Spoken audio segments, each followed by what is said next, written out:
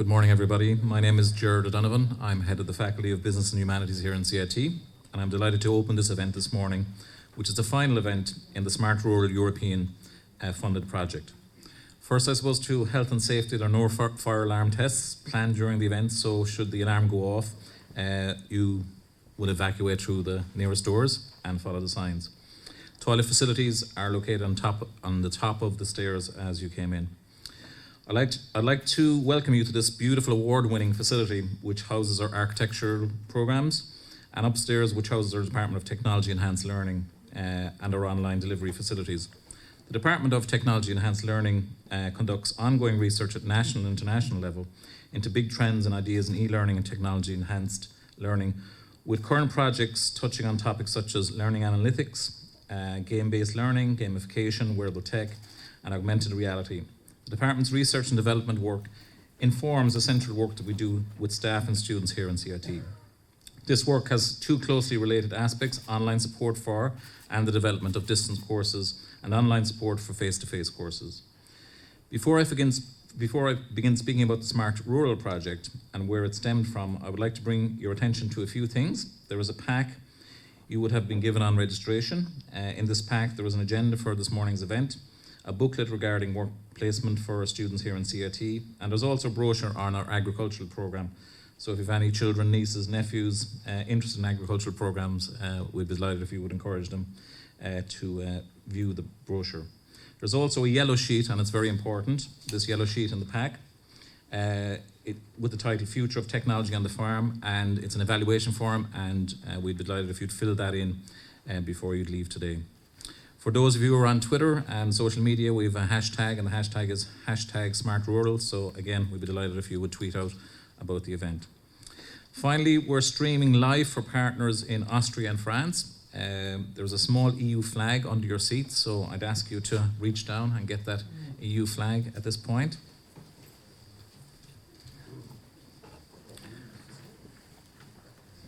There's nobody from Britain here, no? Okay, so we might all put our flags up and wave.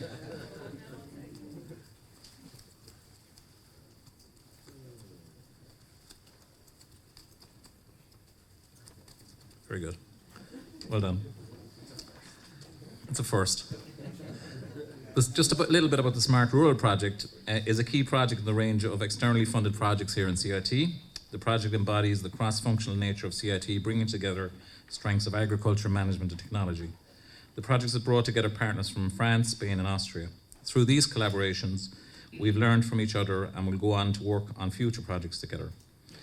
We were fortunate to be able to draw on the expertise in Teagasc to showcase some of the developments in farming technology on this project.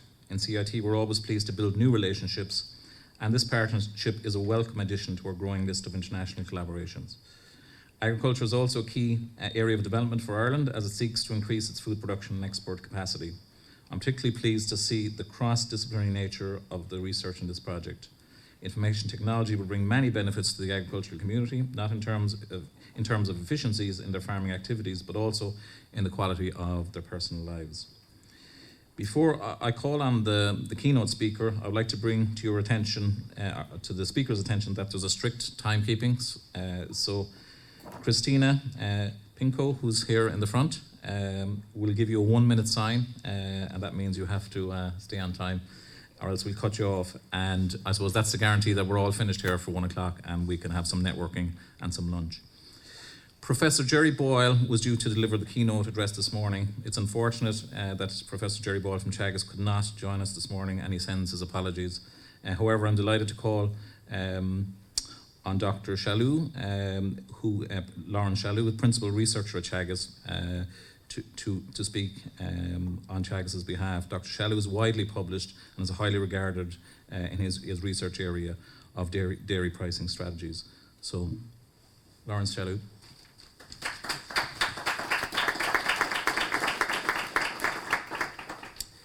Thanks very much, and again, just to apologise for the director not being able to turn up today. He had a thing come up at the last minute. I was going to do a wisecrack about his not being here, but the fact that it's been streamed live, I think it's probably safer not. I suppose talk a little bit about the role of data and big data and technologies on farm, just to make the point that if we go back 10 or 15 years ago, probably in agriculture and in science, biotechnology was the big buzzword. Today, the big buzzword in agriculture is ag tech, and the potential ag tech has to change or revolutionize agriculture. And you'll see as I go through the talk that I'm a little bit of a skeptic at the start, but I think there is huge potential. The potential is massive, but we have a lot of work to do to ensure that we deliver something useful for farming. Again, I'm going to very quickly go through some of this stuff. This is just to give you an idea of some of the state-of-the-art out there in terms of some of the technology that's available that farmers can buy today. And Dairy Master are here, they're selling a lot of this technology. You know, there's lots of different ways things can be put on animals, and things that are attached, things that are not attached. So if we break it out into the things that are attached to the animal first, you know, you have sensors that measure animal activity, there's sensors that measure rumen pH, there's sensors that measure temperature, there's a whole range of different sensors that we can have on animals. And then on the other side, we have technology that can be on the actual farm, something that's fixed to the farm, but it's not on individual animals. And so obviously there's a scale thing there, that the ones that are on the individual animals, obviously you need a lot more of them versus something that's fixed on the farm. So those types of things are available today. Just to give you an idea of some of the things that are there in terms of some of the different, I suppose, things that can be measured on animals. You have milk yield and quality. You have inline sensors for milk yield. Obviously, these technologies are there a long time. And there's been some, I suppose, significant advances on these technologies over time, with some of the technologies becoming lower cost, maybe a little bit less accurate, but lower cost, which is a big thing for farms. And then you have other inline sensors, whether it's NIR or MIR, measuring milk quality, milk protein, milk fat characteristics, cell count. So these types of characteristics can be measured now with different technologies that are available to farmers to buy. Obviously, in the health side, there's lots of other different technologies. For example, mastitis. There's different types of mastitis sensor out there for dairy farms, such as electrical conductivity type devices that essentially measure the conductivity of the milk, and from there can estimate cell count. And there's others around milk colour. Again, that's an optical sensor. I'm not going to go into the detail, but just to make the point that there's a lot of technology out there that farmers can buy today. The question is, what is it doing in terms of the bottom line for individual farmers? Fertility is another one. Probably the big one at farm level in terms of driving profitability, getting your fertility right, having your cows calving compactly is probably the biggest thing that you can do to increase the profitability of your herd. So again, there's different types of technologies, whether they're technologies that are on the cow, like the Moo Monitor that Michael will probably talk about in a few minutes, or whether they're technologies that are in the milk that measure actual progesterone levels in the milk, like the Delaval Navigator type device. So there's different technologies that are there that can affect or can be used to look at fertility. Other one is locomotion.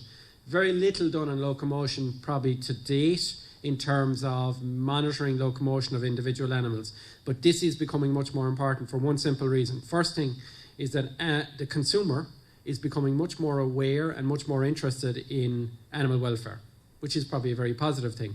So the types of sensors that we're talking about here, whether again it's the Moo Monitor or whether it's camera type technologies, can be very, very good at measuring locomotion, and from there can be used as indicators of animal welfare, which again is very important for a grass-based system.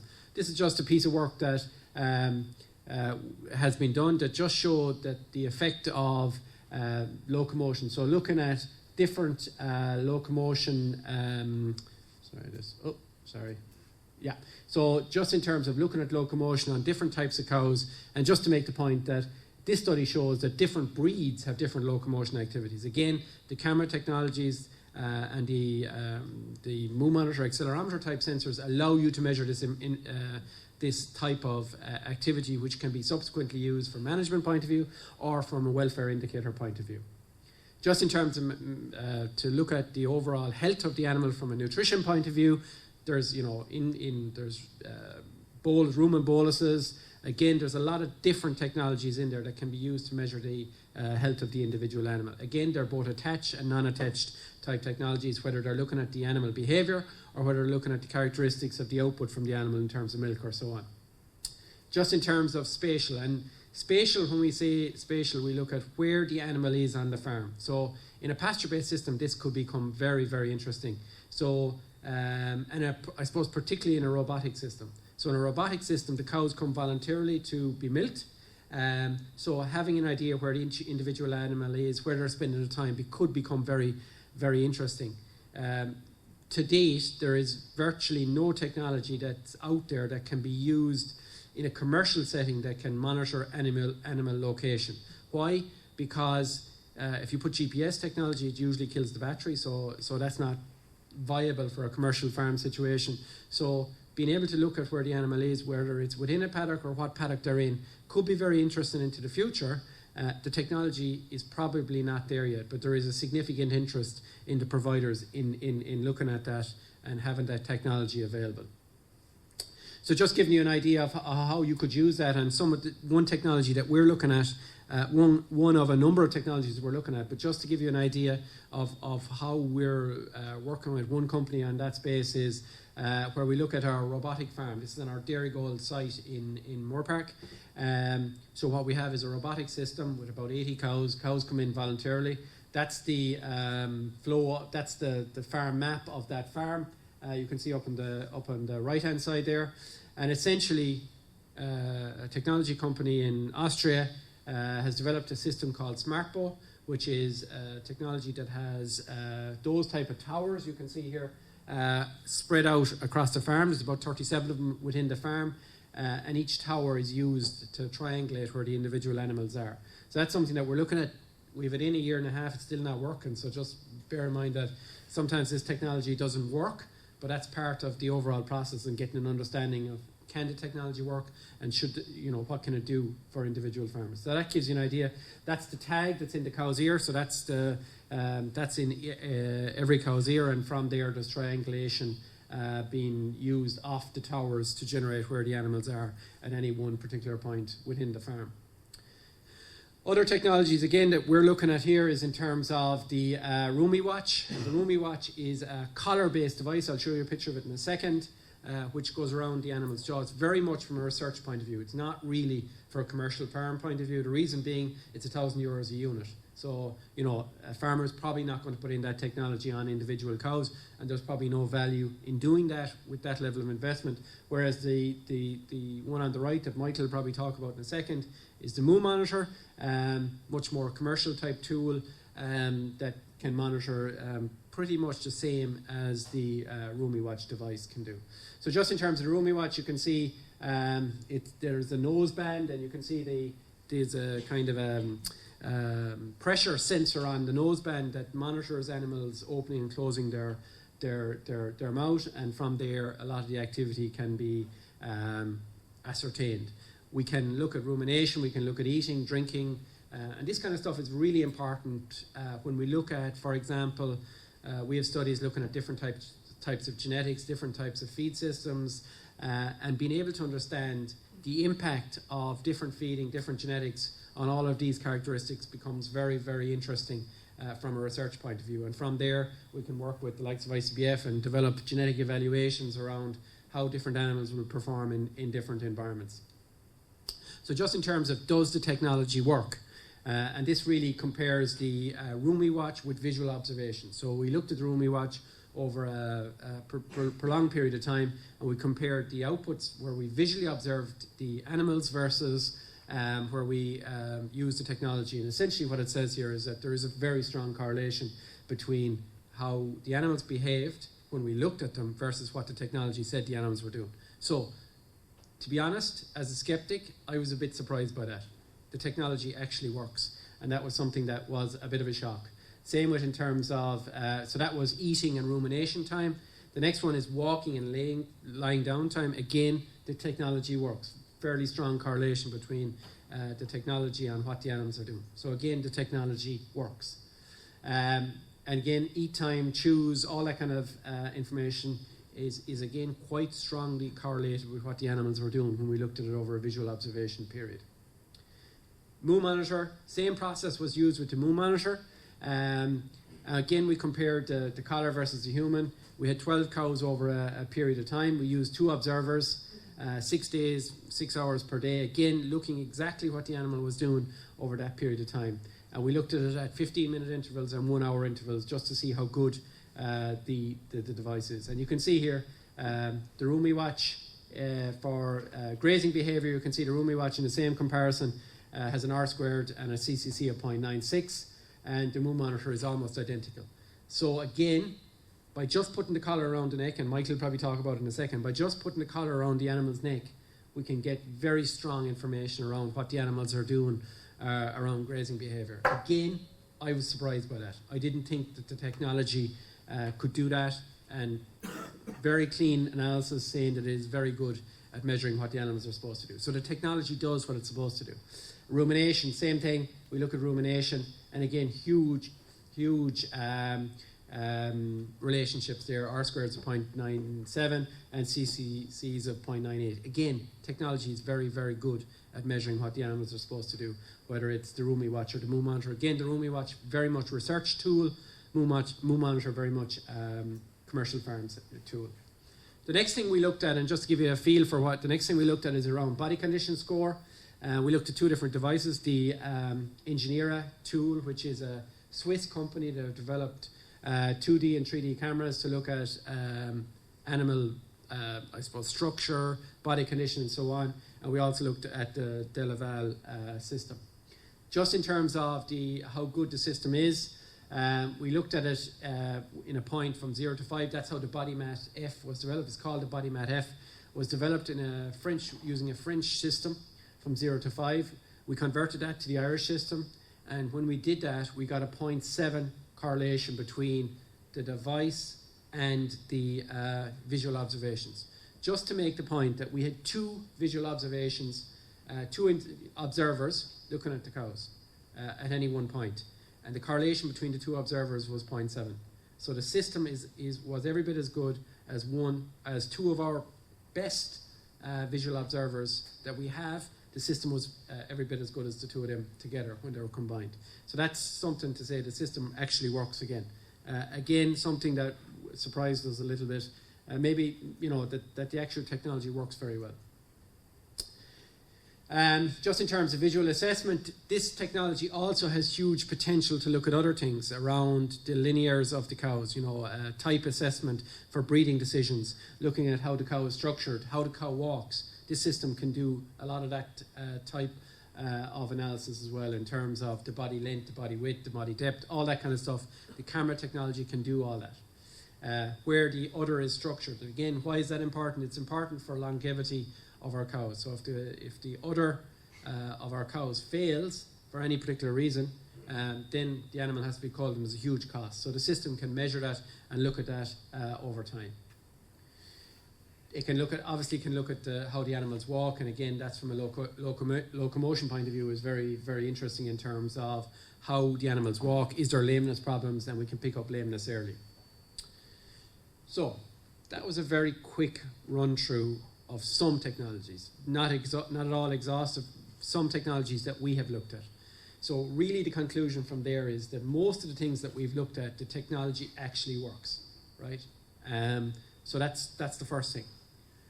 But when we look at the literature and we look at maybe lean a little bit more towards precision agriculture in tillage, where there's been much more history of precision technologies over the last 20 years, generally when we look at the literature, what it tells us is that generally the technology is very good at measuring what it's supposed to measure.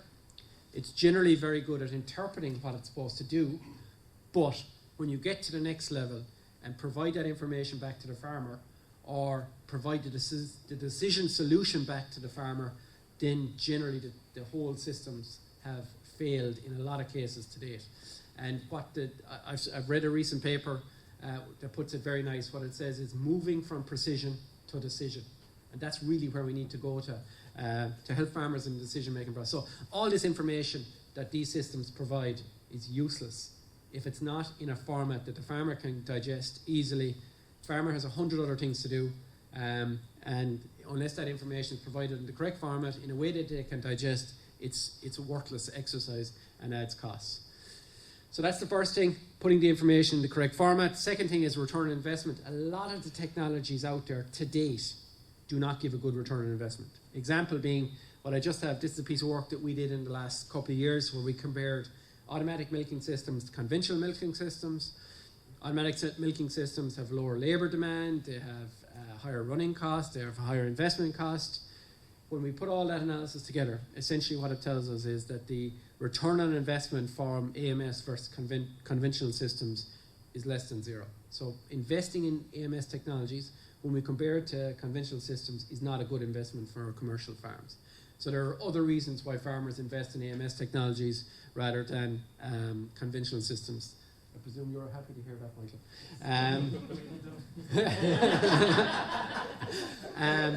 The next one is feed to yield systems. Maybe you're not so happy about this one.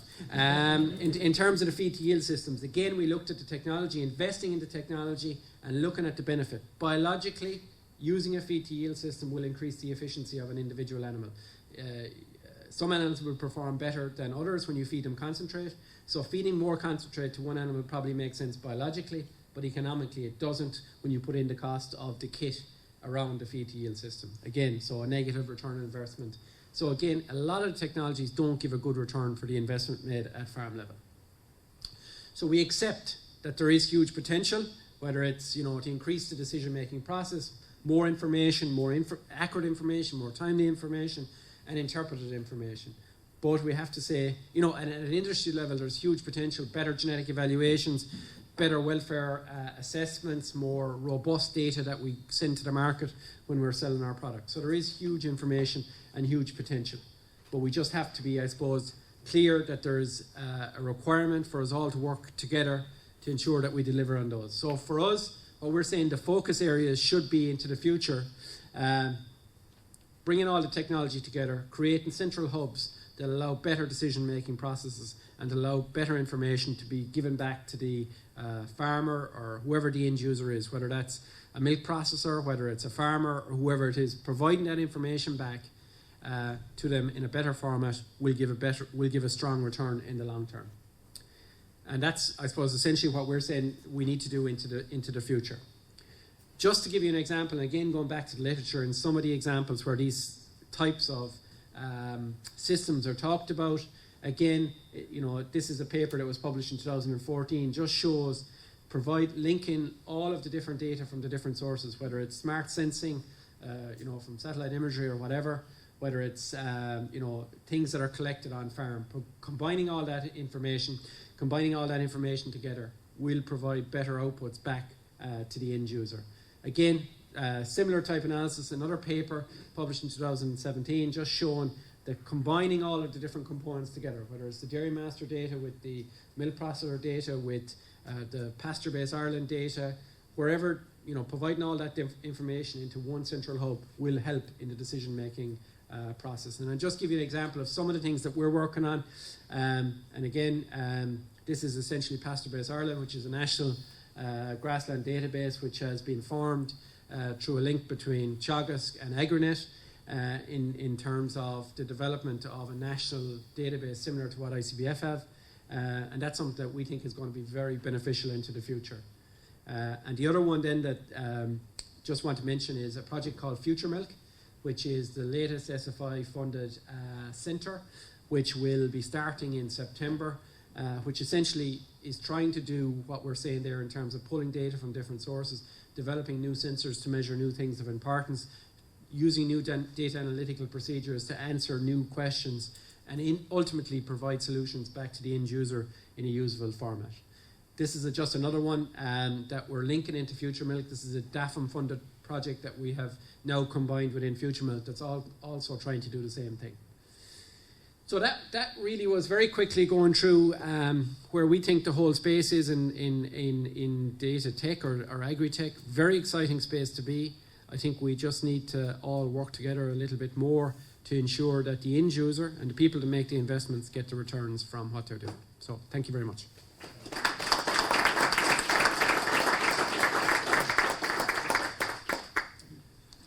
Thank you, Lauren. Some great insights there. I'd now like to call on Katherine Murphy, Head of Accounting and Information Systems, to speak about being part of the Smart Rural team. She will be joined by Shane Cronin. Shane is part of the Technology Enhanced Learning Department and is a lead e-learning designer and developer with the Smart Rural team. Also, I suppose we have to acknowledge there was a team of people besides Katherine and Shane. So the wider team of Christine Manley, Emery Adair, Marie Dorgan and David O'Leary, and we also have Christina Pinko and Dara Coakley and Christine Boyle helping here today. And also we had a number of students helping on the project. You would have probably seen them on the way and they were guiding you up the stairs. So our thanks to Daniel, Brian, David and Daniel who helped out today. So without further ado, I'll invite Katherine to speak. Hi, thanks very much, Stuart. We're on. So good morning, my name is Katherine Murphy and I'm Head of Department for Accounting and Information Systems, and I'm also Project Manager for the Smart Rural Project. How do those go together? So the department here has responsibility for the accounting degree, the business information systems degree, the agriculture degree and the horticulture degree. So it makes us actually a really good fit for a project that spans technology as well as agriculture. The mobile tech space is evolving, so it's great to see technology changing and getting more exciting, and what you're carrying around in your pockets is changing at an enormous rate, but it's really about the application of that technology and how it makes a difference to people's lives is the space that we're interested in. So it made it a very good project for us. The aim of the project overall was to educate people within the rural community, including farmers, in the use of mobile apps, and with the overall objective of improving quality of life and efficiencies. But let me start first with just talking about the agriculture programme in CIT. So this will be about 3 minutes of an unashamed plug for the agriculture degree, so bear with me. So the agriculture degree within CIT is delivered by CIT in partnership with Teagasc. So it's based on 3 pillars, which is business, including accounting, law, management of outsourcers and so on, and also based on science, which is delivered by our Department of Biological Sciences here in CIT, and also by Teagasc, who delivered the animal component of that programme.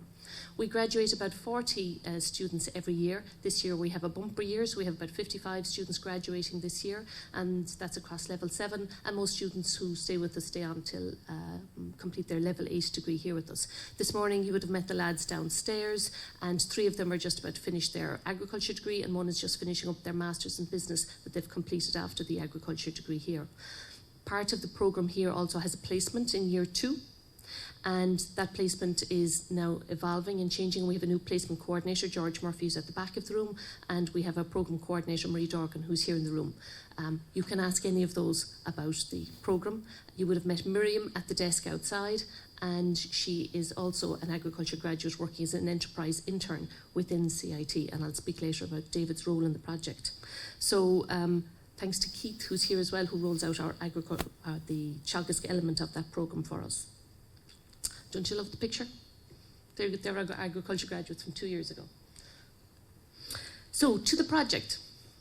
So, we partnered with 4 other organisations across 3 countries. So, we have partners in France, Spain and Austria. So, Chambre d'Agriculture de la Dordogne. It's important to mention because the project is entirely in French. So we have Christelle on our team here who translates for us, and then we have Dex and Anithia in Spain and Best who are running from Austria. So they're all delivering out either advice, programs, projects, training programs for the different agriculture sectors within their country. So we're all working together to deliver this one overall project. So the research that we were looking at in terms of this project was based around European analysis of digital skills. And Europe are very keen to increase the digital literacy of all of its citizens, and this project was aimed particularly at the food producers within Europe. So we were looking very specifically at the mobile apps and portion of digital literacy, but Europe are also very much concentrated on the broadband issues and access to the connectivity that's required for any of these. And so our initial start to the project was really looking at what are the problems that are there. So this is the team that met in Cork last year, and each of us committed to survey our farmers and farming community and to look at all of that all of those results and to compile what were the key things, what were the key problems, and then to look at a design of a training program which we would subsequently roll out. So we rolled out the training program in January of this year, and Shane's going to cover off the training program element of it. But prior to that, we looked at 40 farmers, and we did a number of focus groups within the agricultural sector. And we asked them about, what were the problems they faced? What were the apps that they were using? Who helped them if they had a problem? What was the most popular thing they were doing, and what they found easy to use? And there was maybe not too many surprises in that. So I don't know what comes to mind first for you if you were asked what was the most popular app you're using on your phone. But these hit fairly high in terms of our winners. So sorry, I'll get to the winners in a second in terms of who hit fairly high. So the structure of the project was a national report for each country and then a transnational report for across the 4 countries. And all of these reports are available online on the website if you want to have a look at those. So in terms of what people were using. So done deal in terms of tractors and other equipment purchasing. The weather, not that we need it today, but the weather is one of the most popular ones, and that played out across all 4 countries in terms of top usage for it. And again, David, who was a master's student here, was using this as part of his master's project to look at what were the interesting apps for people. WhatsApp in terms of communication and Facebook messages, support groups across Facebook in terms of the Irish Farmers Discussion Group. And then this is one of the things that was of most interest to us. So not alone are they using it for weather and for communication, but also to look at their agricultural knowledge. So this is significant. When we look at 65% of people using their websites to deepen their agriculture knowledge, we're very heartened by that in terms of what further training we can provide in this area for access to technology, but also by the other 35% who either don't know or are not using them yet, because there's potential there in terms of supporting people for the agriculture research. The bad news was that people were concerned about trust and security, and there was an amount of fear there for people in terms of using the devices, in terms of their personal details, and a fear factor. Certainly where there was a teenager or younger person in the house, that was a support to farmers in terms of adopting new technology. So from that, our national report findings were around people are definitely interested in taking further training. So we have an offering that we can make in this space. It needs to be applied. So going back to what Lawrence was talking about, while there's a lot of technology there, it needs to be a fit with the farmer. So it needs to meet a need that's either going to hit a bottom line or a quality of life issue. So whatever training we were going to provide needs to be very focused on the farming application. There were concerns there around rural broadband for people, and the communication and weathers were certainly popular, but needed more expansion in terms of things that could be used, and we needed to tackle trust and security in terms of our training program. So, not surprisingly, each of the other countries experienced very similar trends. And so we set to design a country-specific training program. So given there's different crops across the different countries that they were really looking at, ours was going to be focused on Irish farmers, and particularly mainly dairy here in Cork, and that we would address the security and trust. In your pack today, you've got the yellow sheet. So while the day today is focused around the future of the farming, we're also looking to the future of what else might happen out of this. If you're interested in further training, if you would be interested in a program that would support mobile apps or future of technology, and that would be a certificate perhaps in using technology for farming, then there's 2 questions at the bottom of the yellow sheet. If you're interested in that, you can fill those in and give us your email address, and because of GDPR tomorrow, and then we can contact you on that if you're interested in that space. And again, that can be quite a flexible shape of that kind of a program. So it could be something that can be delivered online, or it can be delivered face-to-face, it can be delivered in evenings, or it can be delivered on Saturdays, and we'll see what would suit the community who would be interested in that. So without further ado, I'll hand over to Shane, who'll talk you through where I left to go to New Zealand in January, and Shane picked up the project in terms of the design and the rollout of the training.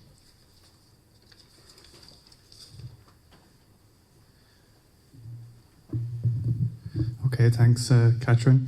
So I won't keep you too long. I'm just going to talk about the training program that we designed here in CIT. So as Katherine kind of mentioned, we, I suppose on a European context, we were tasked with designing a bespoke program for farmers in an Irish context.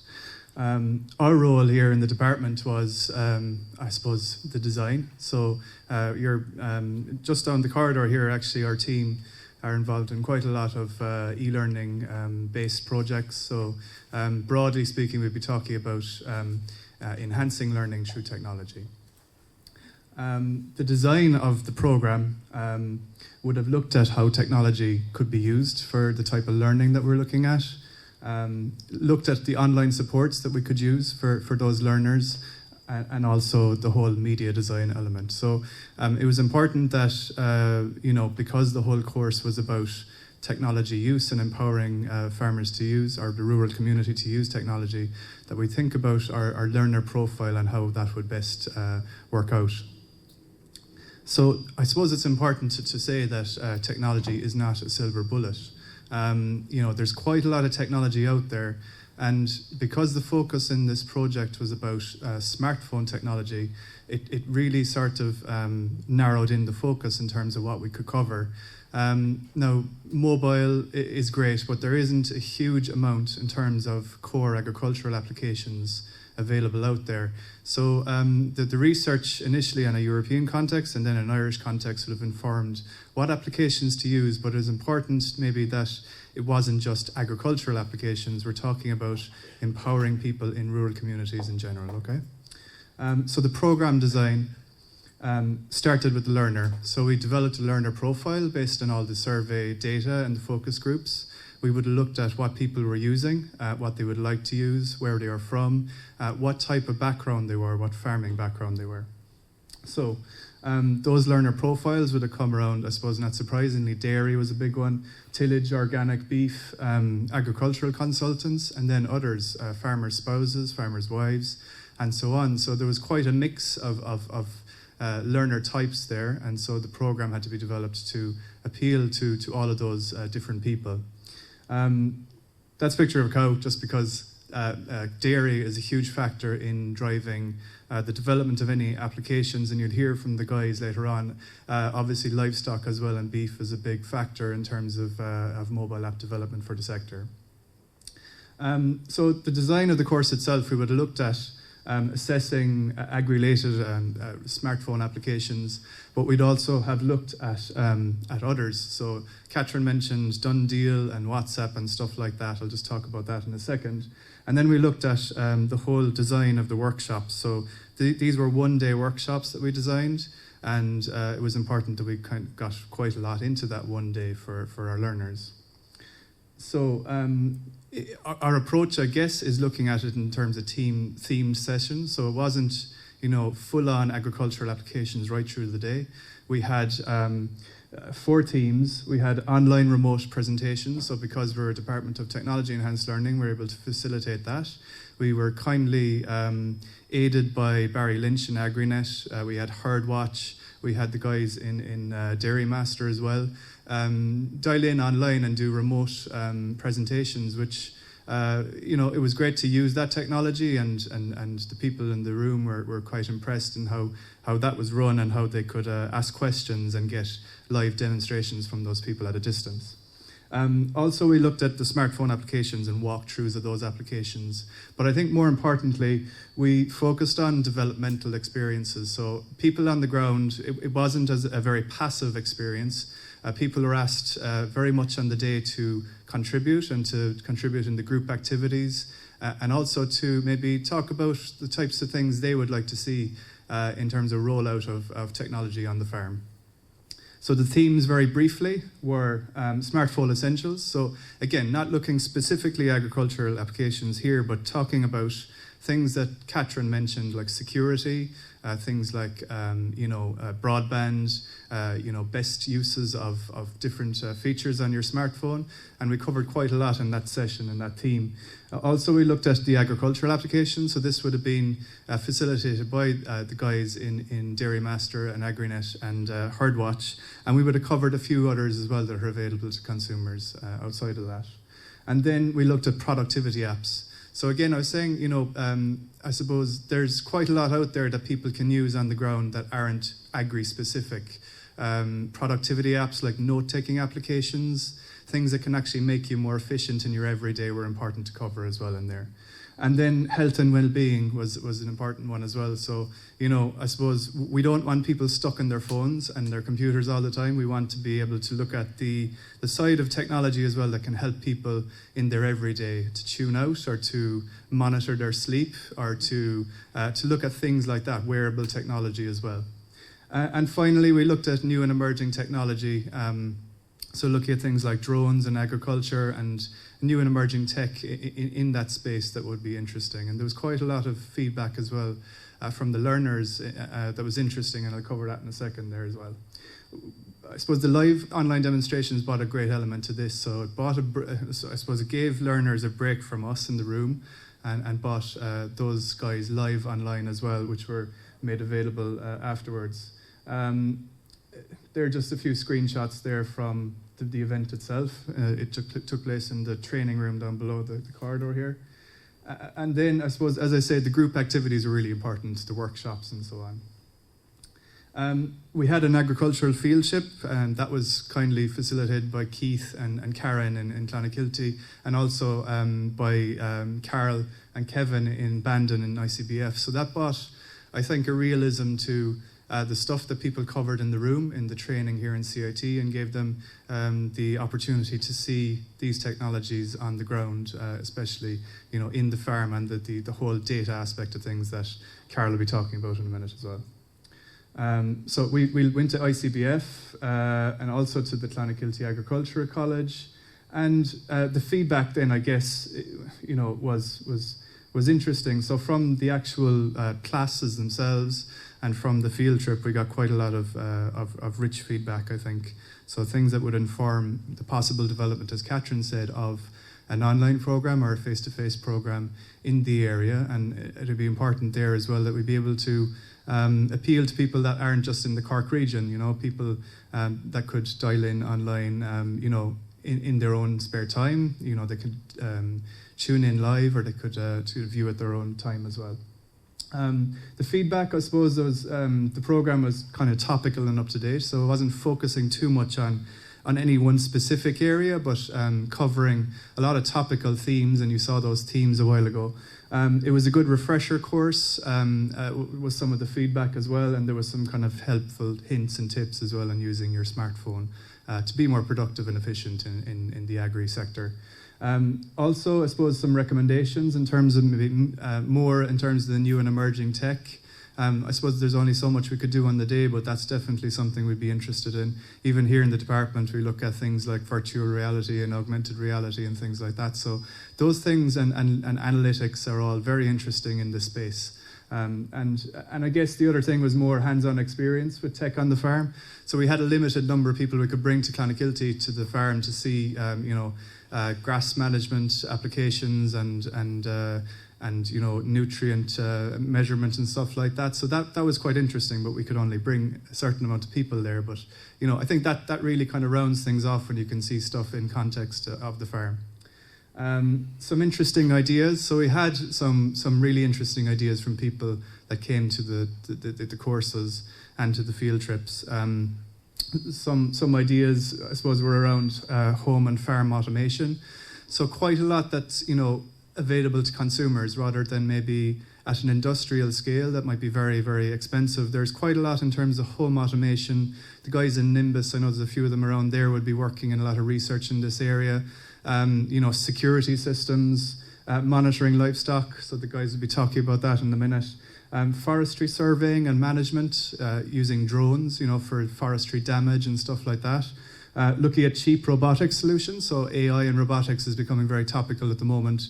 And again, talking about the farmer, from a smaller scale, suckler cow farmer to the bigger scale dairy farmers and tillage farmers, there's quite a lot that people can actually purchase off the shelf and use to make themselves more productive and give them a bit of a taste of what this technology can offer. And video and remote training, I thought that was a very interesting one, and that's, this whole thing of labour on the farm is a big, there are constraints on the modern farmer, particularly in dairy farming, where, labour is hard to get, and training farm labourers to come into your farm and to operate milking parlours, especially with the newer technologies, is tough. And so even just being able to develop video training and to relay that to your farm labourers is quite an interesting area, I thought. There's quite a lot of other results out of that. I'm happy to make them available to you. I know my time is up, so I'm going to leave it at that, and thank you all this morning. Okay.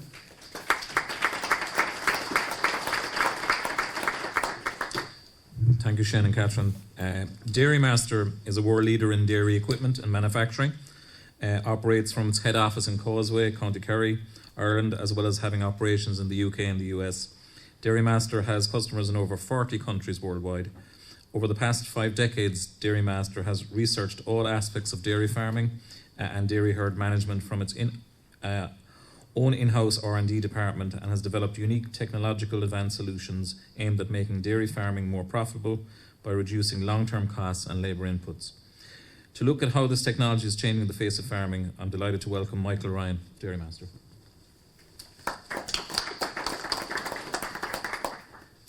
Thanks very much to Katherine and Gerard for giving me the opportunity to talk here today. So between Lawrence and Gerard, you already have a good insight into Dairy Master, but what I'm going to do is I'm going to focus a little bit on the apps that we use for the purpose of the Smart Rural event. So we have 2 particular apps, the Moo Monitor for the animal health and fertility, and the Swift Cool for our milk tank cooling. But I'm also going to show a short video to the guys here that may not know much about Dairy Master, just to give an insight into the factory behind and what we do and how we do it.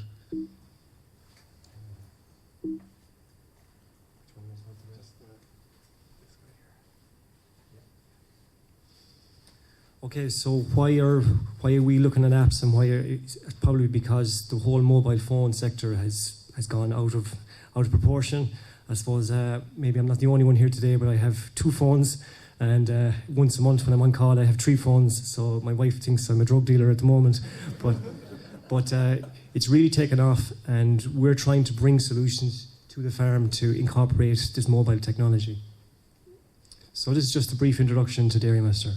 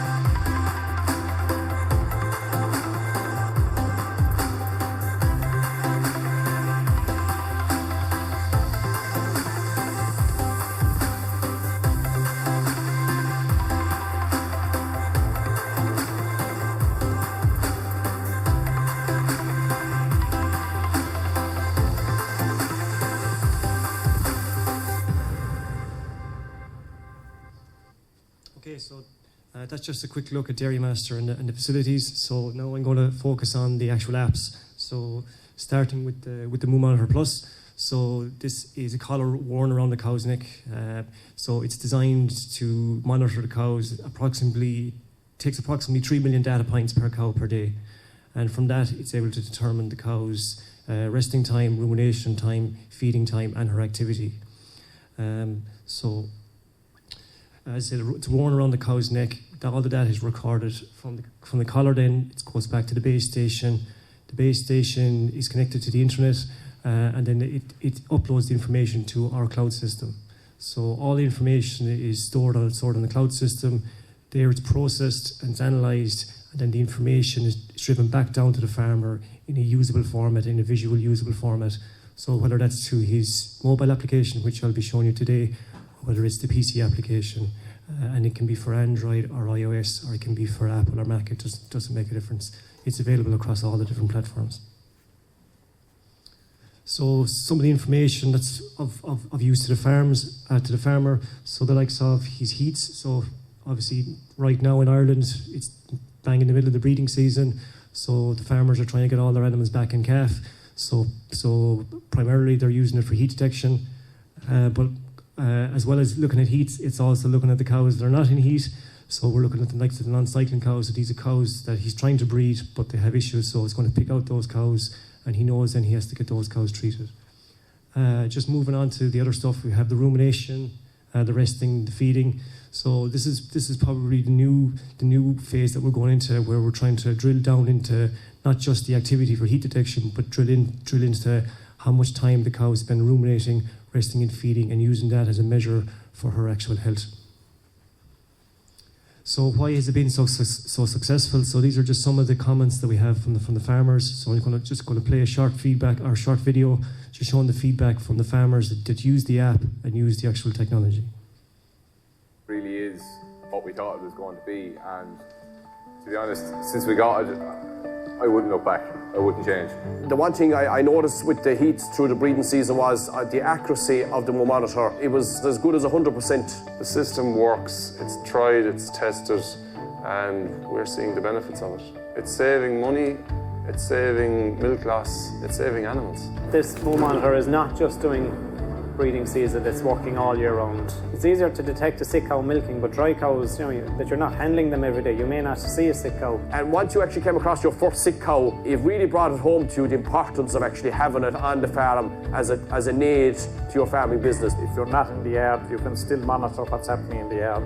You can work it a little bit better from a distance, because the information is being fed to you rather than you going looking for the problems. During breeding before, we would have probably an extra labour unit around for that time, so we wanted that either. I trust it. I could not do without the Moo Monitor at this stage. It's part of the business, it's part of everyday life, and it's part of the farm as we go forward.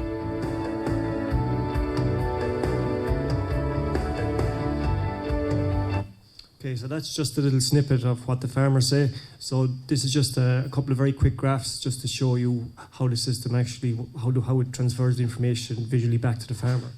So very quickly when he logs in, within about 5 seconds, he knows the number of animals in heat on the farm, and he knows the number of animals that are sick on the farm. And he also has his own custom lists, like his watch list. He also knows if he has a drafting system, how many animals are set to draft. All that information comes to him within about 5 to 10 seconds straight away on his phone. From there then he can drill into the actual individual information, looking at each individual cow. Also in terms of the system, it's all well and good having a system, but if you have issues with internet or you have issues with power and stuff, you need to know about it. So very quickly on the phone, he can go in and he can check that all of his devices are connected and everything is talking online.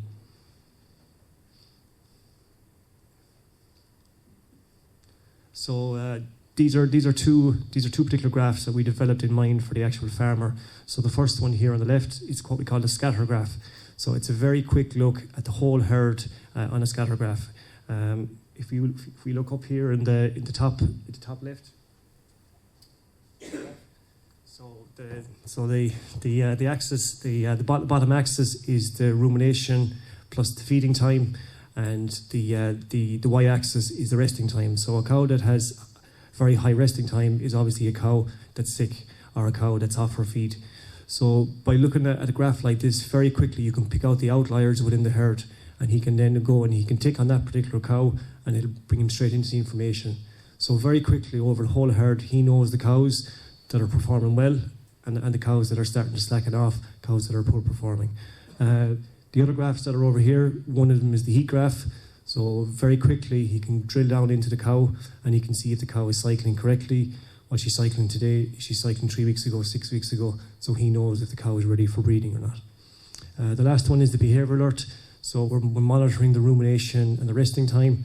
So very similar to the actual vet. What the vet would do, he would ask the farmer for a cow that's sick, is she chewing the cud, is she ruminating, and is she resting, is she lying down?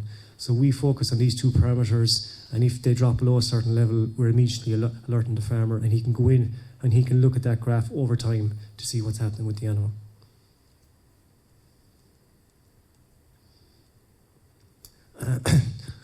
What's very important as well is it's what we call a two-way app. So it's all well and good, like, you know, if you're looking at RT News or Sky Sports to go in and see information, but you want to be able to take action there and then, not have to go back to a computer or not have to go back to the house or not go back. So what we've done is we've built in tools that allow the farmers to take action. So for example, if he's got a large selection of animals and he wants to draft them all out, he can do it with only maybe 2 or 3 touches on the phone. He can select them all, draft them all out.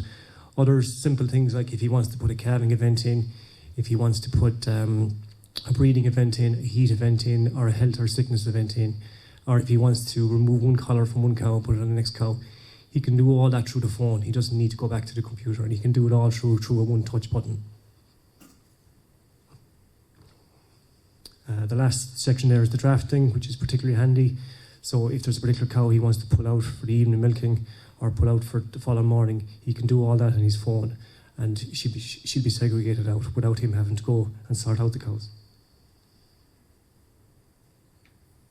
So this app is probably out now about 4 years, and as I said already, we have it in about 40 different countries. And what's been quite key is that we've developed it on both the Android platform and the iOS platform.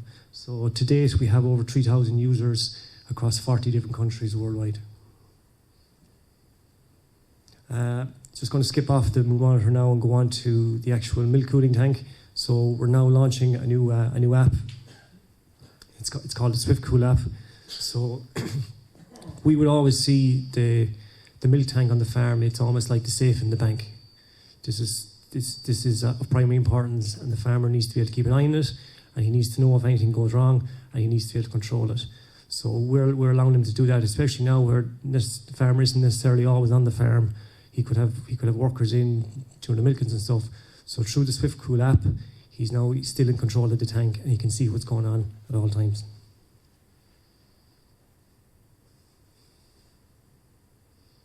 Okay, so that's a short video. For the first time ever, farmers can remotely control and monitor their milk tank in real time from anywhere in the world. If the milk tank is your bank, then Dairymaster's new Swift Cool app is your internet banking. From within the Swift Cool app, it's easy to monitor milk yields, tank level, temperature and more. See milk collections and wash history, and even set live push notification of important events. The remote control feature gives you power to trigger functions from wherever you are. With the Swift Cool app, the milk is always in the safest hands, yours. It's all part of our Dairymaster plan to make dairy farming more profitable, enjoyable and sustainable. For more information on our Swift Cool systems, visit dairymaster.com. Okay, so just a quick in-depth look at what you can actually do with the app. So in terms of actually what you can view your collections, you can view any alerts on the tank, he can view his temperature and volume at all times, he can check his last wash cycle to make sure it was successful. When we say successful, we're talking in terms of that the right detergent was taken up and the right temperature was reached during the wash cycle. The milk yields, because we actually have the measurement, the level measurement in the tank, he can actually figure out how much milk he's producing AM and PM. So he can use that as a very accurate measure for how much the farm is producing morning, evening, on a daily basis. So the controls then, so a couple of very simple things that can happen on a farm is the truck driver comes in, he collects the big tank of milk, and he forgets to wash the tank. So very simple things that cause a big headache to the actual farmer. So with the SwiftCool app, he's going to know about that straight away. Another very simple one that can happen is that the tank is collected and it's washed, but the farmer forgets that that's happened, milks his cows, or labour milks the cows, and is heading off on a Friday evening and forgets to press start on the cooling. And now you have maybe a couple of thousand litres of milk inside the tank, and as I said, it's going to sit there all night at 20 degrees as opposed to being sitting at 3.5 degrees.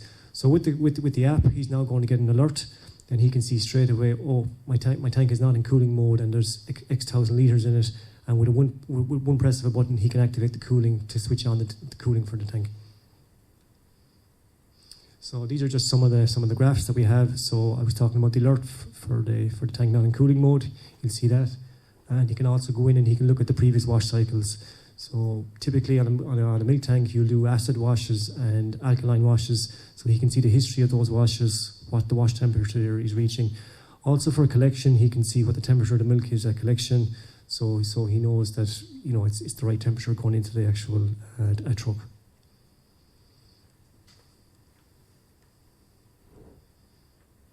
So in terms of the rollout of it, so we have about 500 tanks out there in the Irish market alone that have this technology already inbuilt with them. So at the moment we're trying to roll out the apps to these actual farmers. But as I said, we're already well ahead of the curve in terms of trying to get the tanks actually connected to the internet, connected to the actual cloud. Just while I'm here today on the Smart Rural, I just said I'd talk about the apps, but also talk about some of the challenges that we found as we were trying to roll out technology, in particularly mobile technology, into the actual agricultural sector. So the first one is the age profile. So we were finding that over 60% of the actual customers and the people that you're trying to sell to, they're over 50 years of age. So while they'd be well able to use a standard phone to make calls and probably send text messages, they're not necessarily good for going in to download an app, log into the app, and be able to navigate their way through the menus. So we found that quite a big challenge. So to get around that, we had to do a lot of training, a lot of on-farm training, whether it's the sales guy who sells it has to be able to do a bit of training, whether or not they come back to Dairy Master. We had workshop days, and we also do a lot of over-the-phone training as well and over-the-phone support. So it's quite time-consuming. We do try to do videos and webinars, but a lot of, particularly the Irish farmers, they don't even have 5 minutes to look at a video, but they'll stay on the phone for you all day. So you have to kind of have the patience and be willing to go through and build up their confidence with the actual use of the actual technology. Back to I suppose, because the age category is quite up, a lot of them don't have smartphones. And so you're trying to get them to move over to smartphone. They've invested quite a lot of money into this, and to get the optimum use out of it, they need to have the smartphones available. So as I said, there is that big change over there, and it does take a lot of training to get them to trust the system and to get them to trust themselves. They're always terrified they're going to delete all the cows off their farm, or they're going to blow up the base station or something like that. So you've got to trust them that it's intuitive, it's easy to use, and be willing to support them. One other thing is the actual internet. It's a big issue on farms. Not every farmer has it, or he might have it in the farm, or he might have it in the house, doesn't have it on the farm. So when you're trying to roll out these mobile applications, you have to be conscious of that. Ireland is quite lucky is that there's good plans there, and there's typically okay 3G coverage. However, in some other countries, it can be a major issue. I know myself, when I was in the UK a couple of times, you could be travelling for hours and you couldn't be even able to make a phone call, not to mind send an email or download an app. Data plans, I suppose farmers are not used to having data plan, so they have to figure out, you have to try to help and support them, and you have to make sure that your particular application is suited to what they actually want in terms of data usage. Download speed as well. You have a lot of guys out there that think they have a good internet connection, and then you land on the farm and you figure out that, oh no, they don't. You're waiting 10 minutes to even open the app. So it can be an issue. I said, luckily enough, it's not too bad in Ireland, but we have gone into site where it's been an issue and you have to find other solutions and get them to change over internet suppliers. So the last one then is the actual disconnect between the guy who's actually doing the software development and the farmer himself. So as I said, what he thinks is a brilliant app, the farmer might find useless or might not be able to use it at all.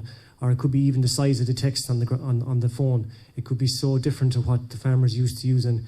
So you have to kind of have a balance between that. So how we manage it is, whether it's the Android or the Apple, we have our own developers and we roll out test versions to farmers and we get the feedback and we make the changes to try to make sure that the guys are happy enough to be able to use it. So that's pretty much it from me. So thanks for giving us the opportunity and sorry for going over the time. Cheers. Thanks.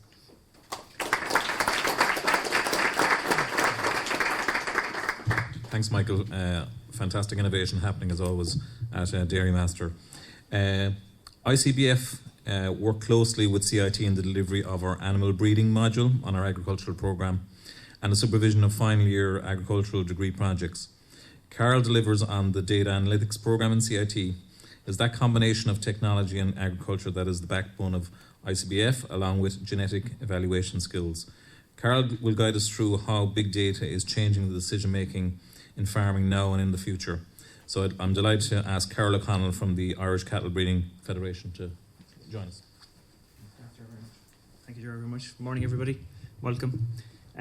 So I'm going to go through a little bit this morning and give you a little bit of who we are and what we are. I'm never sure what I should ask the question or not. How many people have heard of ICBF? And there's a few hands usually, but one. We're getting better. We're getting better. So the good news anyway is we're based in rural West Cork, in keeping with the rural theme. So in the middle of nowhere, as someone described recently. And we have two sites where we host all the data and we operate out of here in West Cork. So give you a little bit of background to ICBF just so you understand what we are and what we do. We're coordinated and by, I suppose, on behalf of the Department of Agriculture and the entire industry. And it's built around this central database. And the idea is everything is centralised and we're there for the stakeholders in the industry to benefit. Our focus is really on profit through science, and it's using that data and it's using all that information to allow farmers to make better decisions and to use that science. And genetics is obviously a keystone of what we do because it's genetic evaluations, and animal breeding is one of the big areas that we work in. Give you a little bit of some of the facts, and it's great to have Lawrence here as well. So in terms of some of the work that's done and with the partners with Teagasc as well, Professor Donaberry and the guys in genetics, we're probably second in the world in terms of dairy genomics, and in terms of beef genomics, we have the largest cattle breeding database in the world for genomics on beef. I decided I'd better put a Moo Monitor picture in there as well, Michael, just to keep everyone on side. So to give you an idea, it's about combining the cattle breeding in the industry with technology. So here is the database, and we talk about centralized database, so it's an Oracle database. And if you think about Oracle, again, I should ask the question, how many people have heard of Oracle? But they also provide Java, so they own Java, so every piece of Java, every phone, every app you get. So second biggest software development company in the world. And they're partnered with ICBF in the development of what we do for the Irish industry. And I suppose I look at them and they have different customers. So we talk about communications and Vodafone as an example, a customer, and they use similar technology to us. And the guys go in there and looking at big data centres and all this fancy buildings. And then the poor technician has to come to Bandon and he's to climb over a gate. But again, it's same technology, in the industry. Give you a flow of some of the data and where data comes from and the database itself. So a lot of the data will start with the Department of Agriculture because every animal, again, unlike I suppose humans in one sense, we have a much better idea where animals are, so there's a passport. Every animal has a passport for people who aren't aware. Some people will be, and that's the date of birth, the mother of the animal, the breed of the father, the sex of the animal, and it's traced every time the animal moves. There's a permit, so it's fully traceable. So a lot of data flowing all the time. And that's then combined with the data from, I see Barry's here, the guys at the farm software who provide in data from the breeders as well. Combining that with things like your weights, your sales. We talked about earlier in terms of information from the linear scoring and the movement and the rumen and all this. That again comes in. We talk about the bulk tanks, the Dairy Master equipment, data flowing in from there. Talk about the guys in Teagasc in terms of research and delivery back to the farmers. health data was mentioned earlier, the carcass data, and our own annual events in terms of information in and out. So data is always flowing, and a huge amount of data, and we start to get a bit of picture of, well, lots of pieces of information. What are we going to do with it? How to combine it? Where does it go? So this was one that Enterprise Ireland had done a number of years ago in terms of just data points and interactions that we have with different industry stakeholders, but also, there's a few interesting collections in here that are not necessarily you would associate with the industry. And I mean, CIT is in there because again, and all the universities, Jogas, but you have the suppliers, you have Kerry Group, you have Dairy Gold, you have so there's quite a number of different entities interacting with the database, providing data or consuming data out of the centralized database. So to give you a little bit about the technologies, again, might be of interest for some people, is the database stack is sitting on an Oracle database system, and we then build that through, all developed in-house and supported through onto PHP web front ends. And that's again using some cloud technologies and using some state-of-the-art database technologies as well. Again, the cloud is evolving and technology is evolving, so our database cloud is there in terms of we've 2 sites, so we have everything on one site, and then in case somebody drives a machine through it, we have to have it on the other site. And you have a copy of everything. So it's all wonderful. One of everything. No, we have 2 of everything. And then we use the cloud as well. And again, there is the challenge, as was mentioned earlier, about how do you stream huge volumes of data in and out and up and down in the pipelines that are available with communication. In terms of data growth, and just to give you again, this was a prediction we had done back in 2014 in terms of our growth of our animal data and our genomics data. And unfortunately, it's kind of gone straight up, and we're a little bit ahead of growth, which is probably good, but a little bit of a problem for when we've got to store it all. So, give you a little bit of an idea about, and put a bit of context to it. I asked the guys who do the genetic evaluations to give me some information on, when they were doing this and how it moves along. So, if I take back in 2005. Valuations, they were able to run, but based on the volumes of data and technology, they had your standard laptop, 2 gigs of RAM, 80 gig hard disk. Great. Then it's evolving. 2007, it's 16 gigs. 2010, we're getting to the flashier laptop now. Your nice touchpad, expensive ones. It's that kind of data. Then it starts to grow again. Now we're up at 300 and 400 gigs of RAM, 1.5 terabytes of disk, and growing. We're now up at a nice, so your laptop by 3,000 times, so it's 6 terabytes of RAM and 40 terabytes of SSD for performing genetic evaluations. So again, technology continues to grow, and it's agriculture is driving, and we're using technology with agriculture. And the good news again, because we have 1, we have 2. So we not only have 1, we have 2 of everything. Just to put in context, and Lawrence is probably the best man he'll answer any of the questions you have around the economics of all this. But if they're looking at the dairy industry and the EBI, which is what is the genetic, result of the evaluation that we do, and the EBI has delivered a total of 631 million to the Irish industry since 2002. So again, it's about driving that forward. And again, it's looking into the next 5 years. Prediction is 1.13 billion euros to the industry. And I probably should have stated ICBF is a non-for-profit organisation. So again, we're not a commercial entity. We're there for the industry and the greater good of the industry. And again, just look at it in graphical form in terms of when ICBF was established back in 2002 and the EBI was established, moving through. And again, we're getting into the next generation. And Lawrence mentioned a bit earlier about next generation herd in Moore Park as well. So again, it's moving that forward using data. A little bit about the volumes of data. Again, give people a bit of context of data. So there's about 107,000 herds, probably declining a little bit. 2.1 million calf births a year. 2.6 milk recording records a year, and 7 million movements. And the good news, or the bad news, I'm never sure which, is the data comes in, it doesn't get deleted because, again, it's relevant data. You have to keep, because that's going to give you all your information as you go forward to be able to work with it. So other data that's done in terms of spectral analysis, for example, it's a European project Optimir, where they're analysing the milk content. Some stats from that was test herds, about 200 herds, and it resulted in about 5.4 billion records for the 200 herds.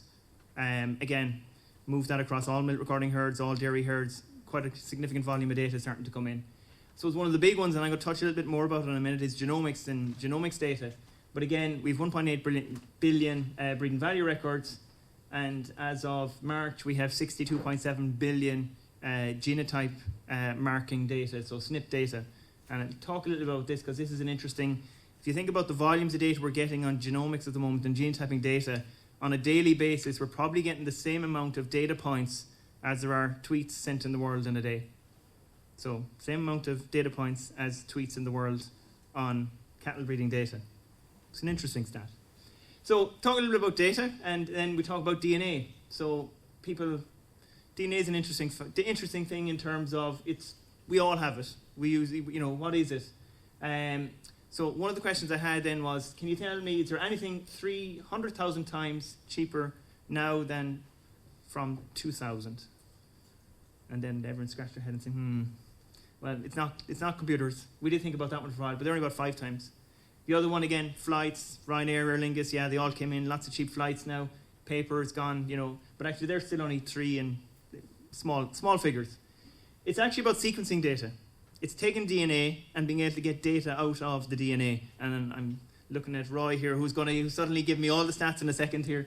But the costs have come significantly down. So it continues to drop.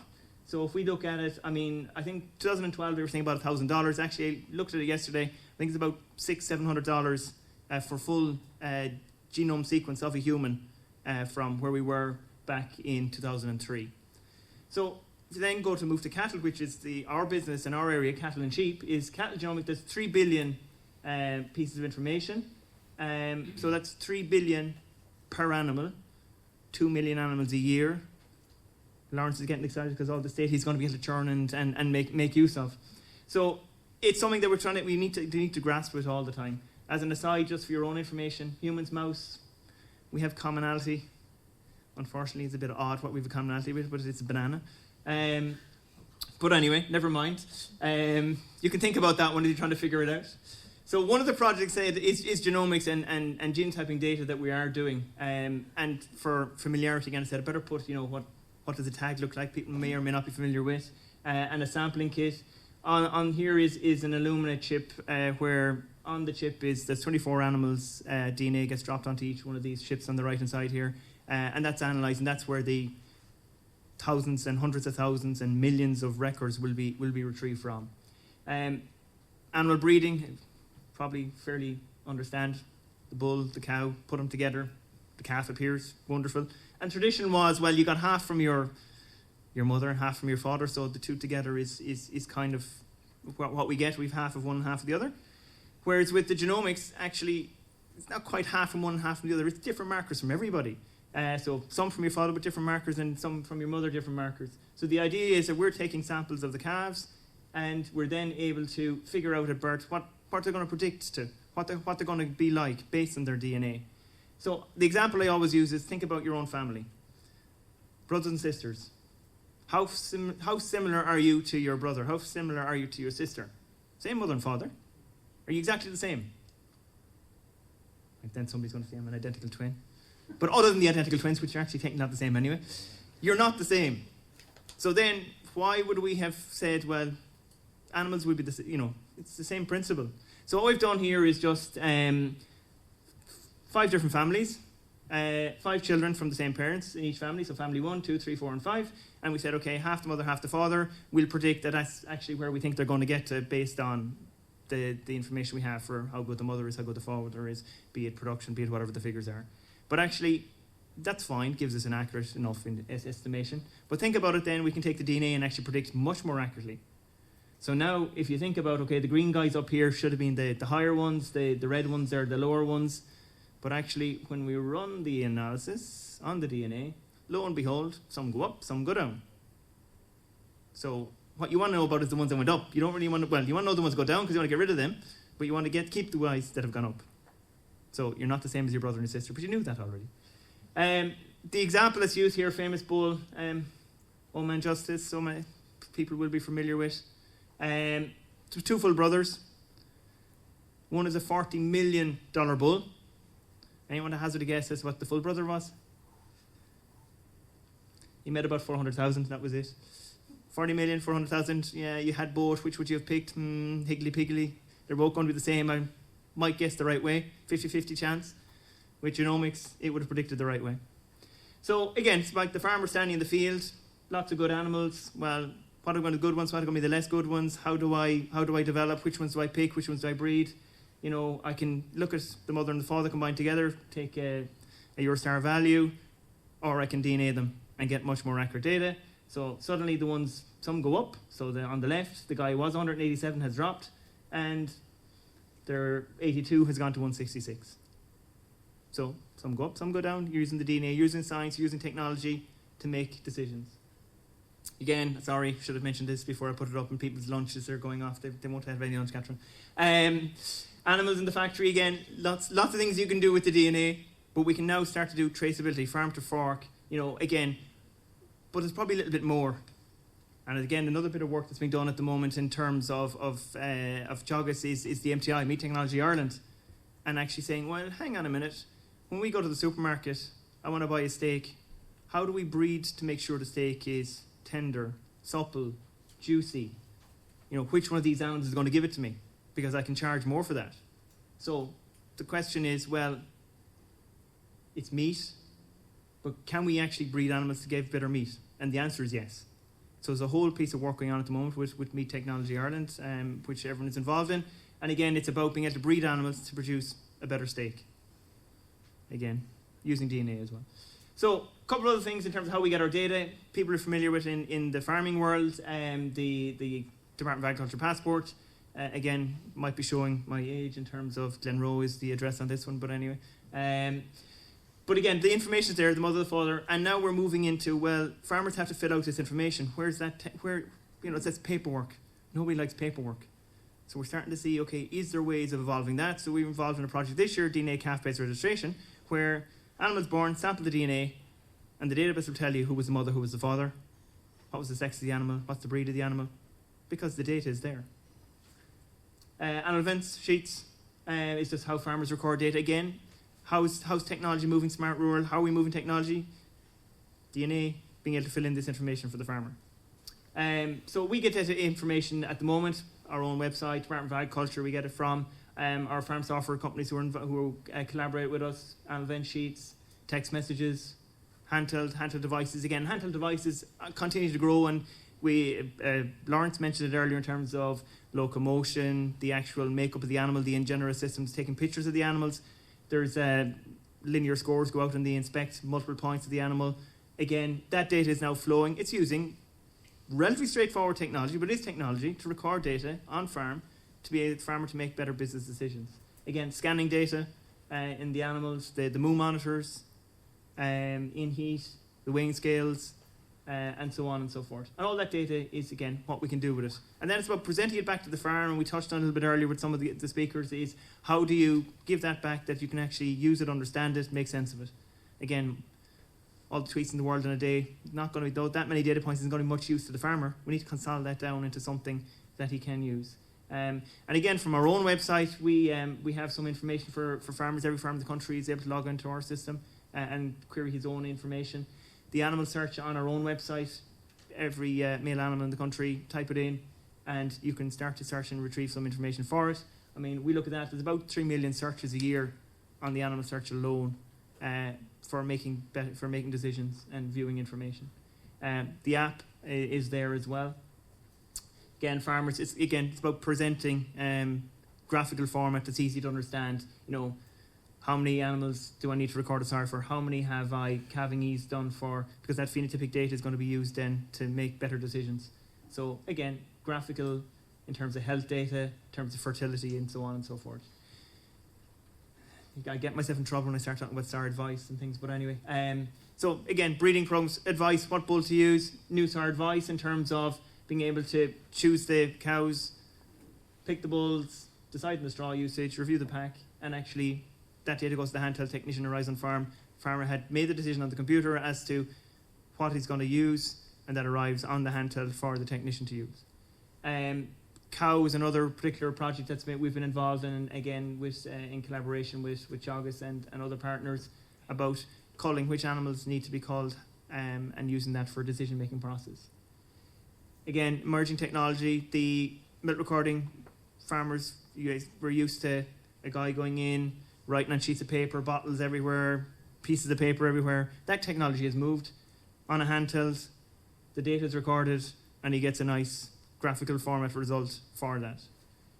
Other technologies, again, that we use, just to touch and I suppose to wrap it up in terms of using technology for the agri-industry, in terms of some of the state-of-the-art technologies of the Oracle databases, anomaly detections, business intelligence, machine learning, some of the cloud artificial intelligence that we're using, again, in terms of SaaS, Mix 99, all those fun stuff. And it's moving all the time. So it's moving from what was a relatively simple into highly developed technology in the agri-industry.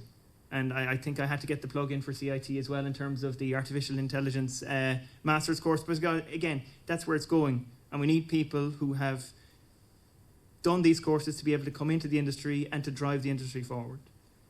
So that's it. Thank you very much. Carol, thanks for those fascinating insights, and I think you'll have to explain a little bit more about the banana and how it relates to our DNA during questions and answers. Our final speaker is Michael Brady from the Brady Group. Michael is a well-established agricultural consultant and land agent. When not at work, Michael regularly contributes to public debates, makes the odd TV appearance, and is sports mad. His Twitter account is a mix of all things agri and all things sport. He is a supporter of all things red, judging by his Twitter account again. He supports Cork, Liverpool and Ed Sheeran. He's a good friend to CIT, specifically, I suppose, the agricultural programme, participating in programmatic reviews and industry panels. He's provided a lot of support and advice on the Smart Rural programme, and it's appropriate that he's here at the final event of Smart Rural. Michael. Good afternoon, ladies and gentlemen. For starters, I'd like to thank Katherine, Gerard, Shane and Maura for inviting me here today. I suppose I've got the graveyard shift. I know you're thinking about lunch, and you've just put up some nice pictures of beef there. So I suppose the thing that resonated with me this morning was Lawrence said most of the people here, we have different apartments in a third level institution, people doing a lot of research, bringing precision to decision, right? It's a term I haven't heard before. My role in life is to help farmers make those decisions from all the data and precision that's there. And while Lawrence was giving his example, it reminded me of two farming brothers that I met before Christmas. They have a large dairy farm. The two brothers are farming in partnership, and they're not getting on. They're having a bit of a row. And what I'll call the active brother, the guy who gets up early in the morning, right? He said to me, I have a desperate problem with Johnny. He's just not getting out of bed, he's not putting in the effort, and I'm doing all the work, and my wife is on to me and everything. I said, what am I going to do about it? So the precision to decision hit me when you said it. I suggested he buy one of these yokes for Christmas, these Fitbits. You know, I said, buy one for your brother and buy one for yourself. Like, they record how many steps you do in the day, and they record your sleeping times, right? And it was a bit of a joke from my behalf, but I kind of forgot about it. And a month later, I got a text message from the brother saying, steps up, sleep down, problem solved. So I think that's a perfect example of locomotion, right? Bringing precision to decision. Okay, so that probably gives you a flavour of what I have to do in life. Like, I know how farmers think. I'm 30 years dealing with farmers. We're solving problems for them, etc. And okay, inside the farm gate, I suppose my role today is to give you a flavour of what are the issues in agriculture, which is maybe not totally technology related, and then see where I see the big picture in relation to IT on farms. There's a rough agenda. We'll give a brief introduction of myself, which I've just done, current issues. We'll just look at the positives and negatives of IT as I see it. And I think most of the points have been made here already today, and we'll have a few take-home messages. Okay, where are we? We're just based across the river on the Lee Road. We're a small consultancy business. We help farmers make decisions of how to run their businesses better. We have 3 ag graduates, 4 including myself, all from UCD. In fact, our office manager was a graduate here of the Business and Tourism course, and she's since emigrated to Canada. It's a great girl. So that's basically, and Dave is based in County Loud. So we're based in Cork and up in County Loud. Okay, current issues in agriculture. Just for those of you who are maybe not totally immersed in agriculture, what are the things? It's not all about technology on farms. Technology is just a small part of probably what happens on farms. The big issues on farms today, one is Brexit. A technology angle to that. I saw some report yesterday that the Brits reckon they're going to have to spend £20 billion if they're to implement a border that's technology based. So that shows a link. For farmers, it's a big issue for them. The kind of 4 areas where Brexit will affect them. They're, number one, we've had a change in the exchange rate already. We've had some mushroom farmers go out of business. Hasn't majorly affected beef and dairy farmers like we've been talking about here today yet from that point of view. So that's number one. Number two, I think it's next March, is the day our good friends leave the EU. There's supposed to be a bit of a transition period on the way, but at the moment the date is the end of March next year. Will farmers here have extra tariffs on their food being exported to Britain? If it is, it means a farmer's going to get less money here, there's more competition.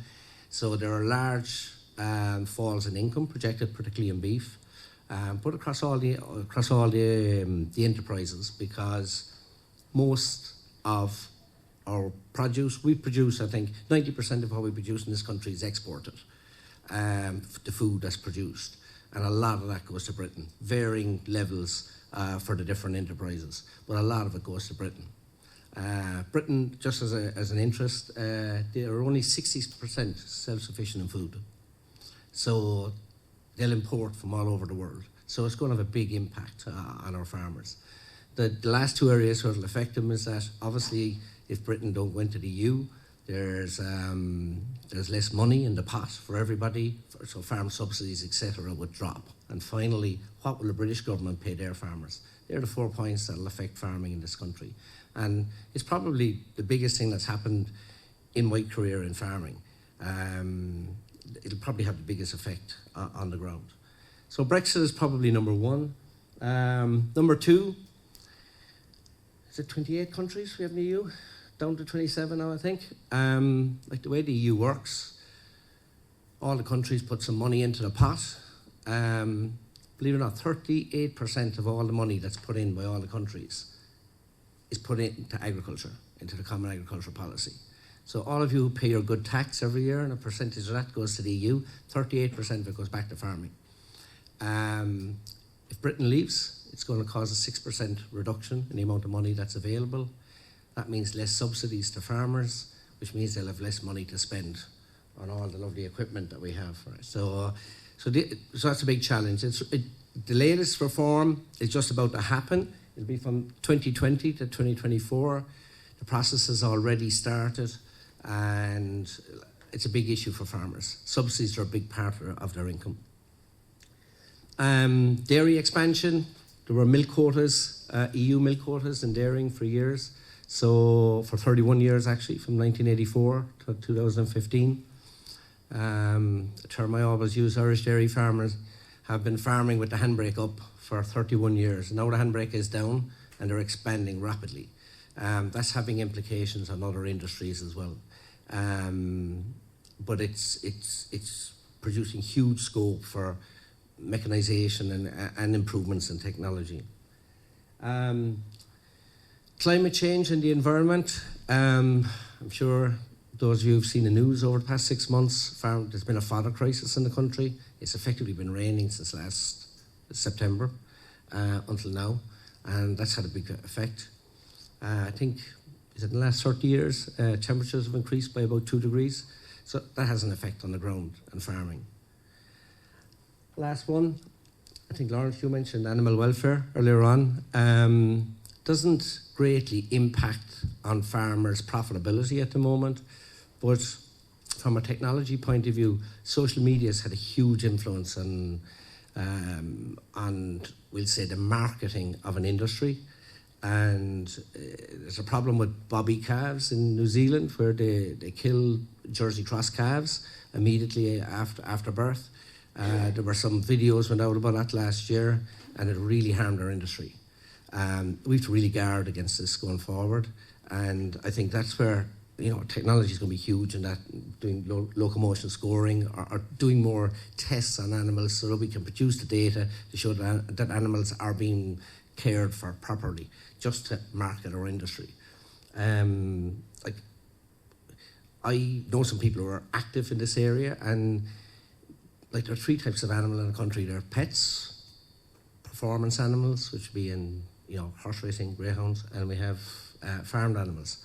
Like, if you look at the stats, the most prosecuted are the pet end, the most inspected are the farm end, right? And I don't believe we have an animal welfare problem in farming, but we've got to tell the world we don't, and we've got to score it and measure it.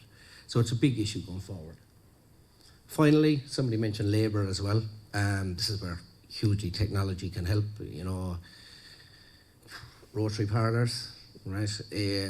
I've 5 rotary parlours going in with clients at the moment, and dairy farms that allow you to milk more cows, basically, faster.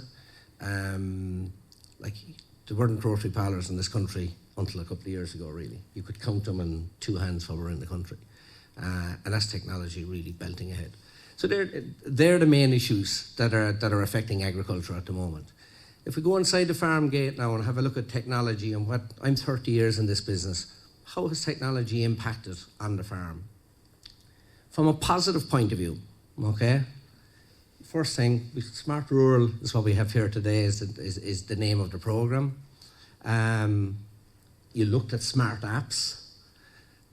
The smartphone has been you can talk about all the technology, but the smartphone has been the biggest one by a mile. I remember you put up a great picture of, you didn't really get the Nokia Blokia. You didn't get the right one. I forget the number on the other one, right? But farmers loved those Nokia phones, And I remember saying, I remember getting because I'm a bit of a techie, and I remember when I started my business in 1995, every 6 months I changed my laptop computer. You started off with a black and white one, and you had this big mouse on the side. Then you went to colour, and it had this button in the middle. And then you went to a touch screen, and now we're on pads and Surface Pros and whatever. But it's not moving as fast as it was back in the 90s and the 2000s from that end of it. But so I think I'd be pretty savvy. I think I'd know what farmers would do. And I said, they'll never move from the Nokia Blokia. It's just too solid, it's too rigid. And I had this lovely iPhone, which is, I remember had a HTC or something before that, and it's a pretty delicate piece of equipment, you think about it. But the complete opposite has happened. Farmers just take to smartphones like a duck because they're easy to use. And even a simple thing, if you're dialing a number on a smartphone, the buttons are big. There are no buttons, but the figures are big. It's something simple as that. So it's something that caught me off guard. Being somewhat savvy with technology in our own business, we tried to build a database of email addresses really early on. Failed miserably. The stats that Michael put up there for the ages of your farmers with Moo Monitors, no, wasn't it all your clients, was it? No, it's just in the industry. The whole industry, 130,000, yeah. Like, they're all in the 50 to 60 bracket. I think the average age is 58, if my memory serves correctly. So farmers did not take the email. Just did not take the email. But the minute, you could have a 90-year-old farmer and he'd receive a text. He mightn't be able to send you back a text, but he'll certainly be able to read a text. So that was the first indication to me that mobile technology was where it was going to be with farmers. It hasn't changed one bit, and you're agreeing with that 100%. Everything is to do with the phone. They love being on the phone, and apps are the way forward. And I think there's a deficit of ag apps there. They love looking at the weather. It's interesting because I hadn't seen the results of from the surveys you've done. That's exactly what I would see. Banking is another one. They like the banking apps. They love the weather apps. So, smartphone is the big one. Now, this is the one that's always thrown about. I'm talking about positives I'm seeing in the industry from technology in the past 20, 30 years. Information and data. If I took on a new client in 1995, first of all, I didn't have a map Okay, it was difficult to get a map. There was no Google that time. Certainly the late 80s, early 90s. Just to know how many acres the guy had, you were relying on what he told you. To get data on his stock, you effectively had to count them. Okay. To get information on milk data on the farm, you really had to go through a full season of 12 months and try and collect the milk statements off him. Now I can have that on my phone or on my computer before I ever go out to the farm. So whereas in the past it would take me a year or maybe 2 years to get to know the farm business, now literally I can have all the data beforehand, but there's too much data. And when did the ICBF start? 2000, 2001? When the ICBF started up, I thought it's a great concept. I was a bit worried about it from my own perspective, my own business. They've got all this data coming in from all over the country, and what you didn't speak about are the reports you do, right? And you do quite a few, we say, take cell count reports, for example. So we'd have a client who'd have a cell count problem in his milk. He'd come to us to investigate it and look at it, and we'd probably charge him £300 or £400 at the time to do a report to analyse it. Now for €60 a year, you have that report up on your ICBF. And this worried me a bit, and I said, geez, this is going to affect our business. In fact, what has happened is the complete opposite. Farmers have all these reports, but they can't interpret them. So, and they don't even know they're there to start off with, right? And advisors don't know they're there a lot of the time as well. So the big job for me and people in the advisory industry is to make that link and interpret the information. So I find my job has totally changed from gathering data on farms over a period of time so that I have knowledge to help the farmer make decisions. It's changed entirely that now what I have to do is pick out the relevant data. Because there's one thing that drives me bananas. I go onto a farm, but now that we're all like bananas maybe there, is when you go onto a farm and, you know, I suppose we're all, it's human nature, we all like to boast about what we're good at, you know. And a farmer will be good at grassland management, and he wants to show me his pasture base. And now you have to go through the routine of listening and see how good he is in comparison to all the others. But like, maybe that's not the bit that's going to change his life or his business.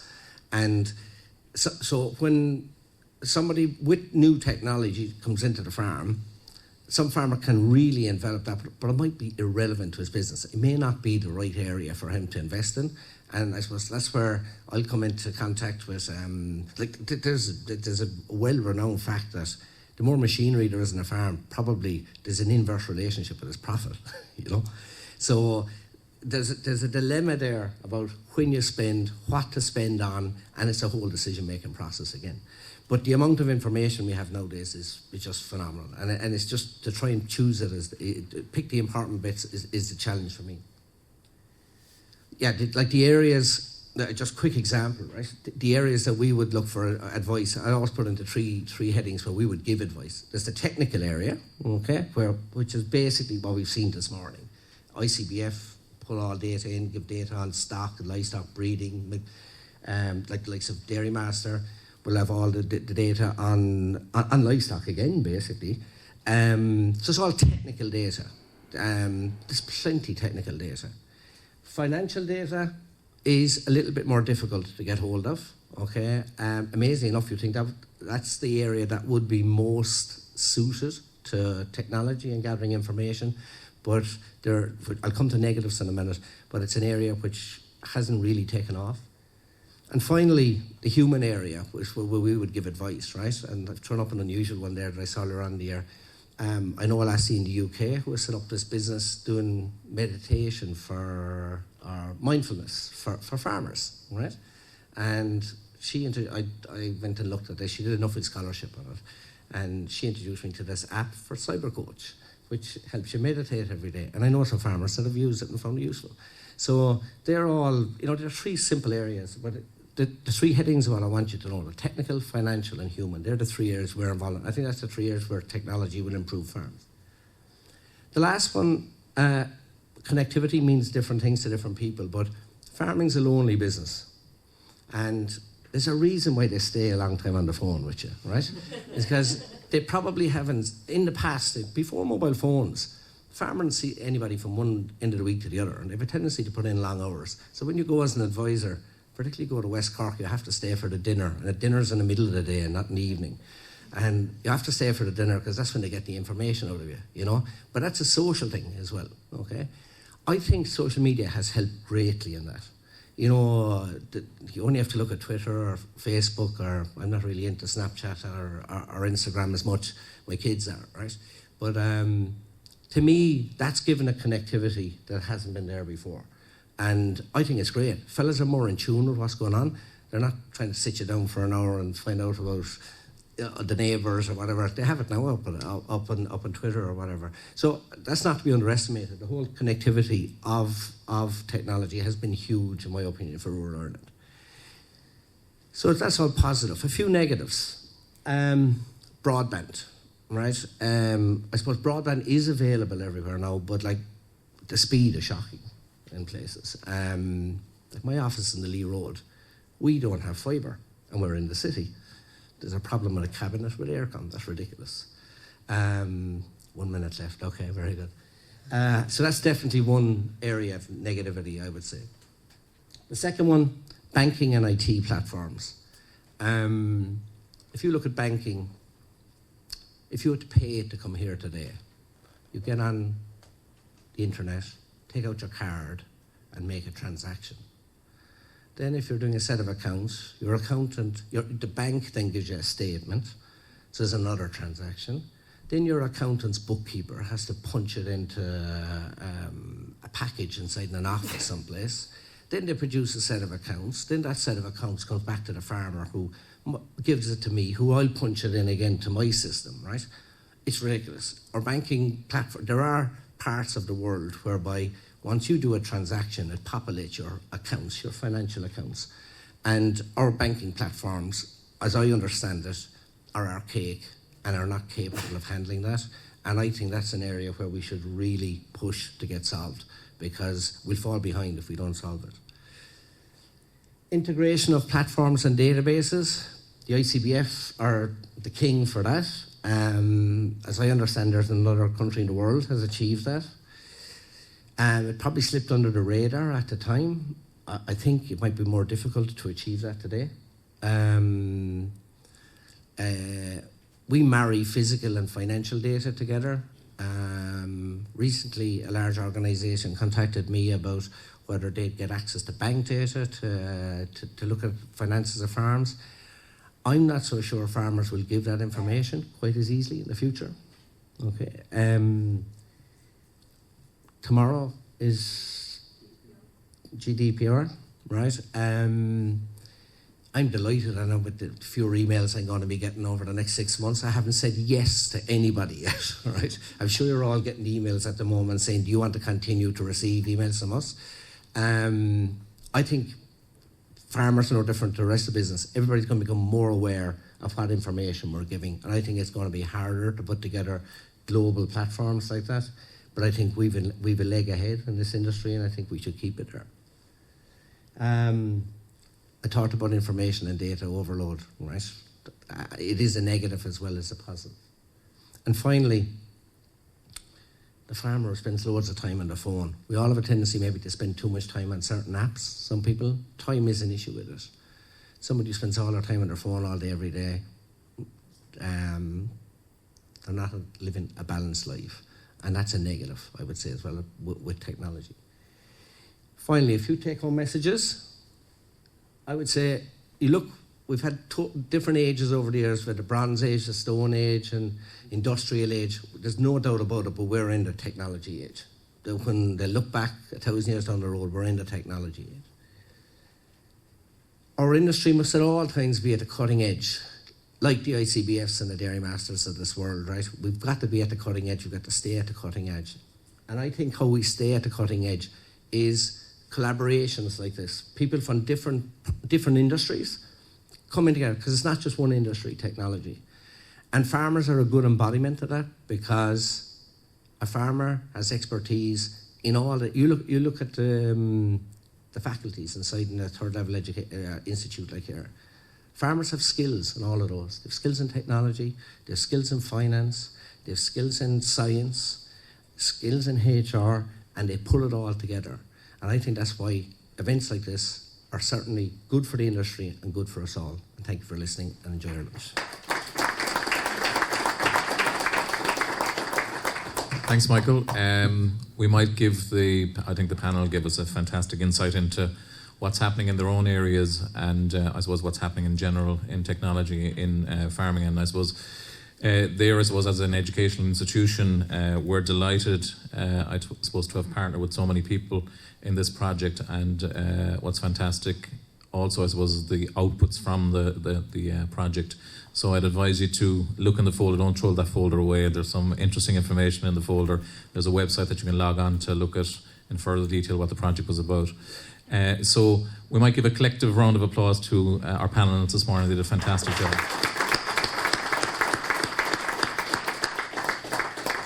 Technology is a little bit unadvanced here. We don't have a roaming mic, but we have a couple of minutes for some questions and answers. So I know the panel will be delighted if you ask them some questions. So you might just stand up and say your name and the question. Brian? Brian McGrath, School of Business. I know that I'm retiring this year, so I'm interested in this particular aspect of things. The distribution of farmers, if you put up on that chart, and I see a lot of them are over 40, over 50. What's their adoption rate then for technology? I mean, we tend to be the Luddites, the older guys. So they may be the majority of farmers, but are they adopting the technology? And the other one, while I'm standing, that I'd like to go back, and you mentioned return on investments. Is that another pressure for larger farmers to get economies of scale? So there's those two. Yeah, I suppose just on the adoption, what we're finding is farmers sell to farmers. So if one farmer has good success, no matter what age he is, if he has good success, and he talks about it, his neighbours going to want it, his neighbours going to want that. And we've seen guys that haven't had a smartphone go up, get the smartphone, and they're the ones that will ring us, and they'll keep ringing us until they're very comfortable with the use of the smartphone. So I think it's the success of the product that's what's going to drive the actual adoption of it. It's not necessarily that it looks fantastic, or or that if there is a smartphone. It's the success of it. It's the bottom line. It's the fact that it's reducing his coverage on the farm. He's now got more cows and calf in a 6-week period.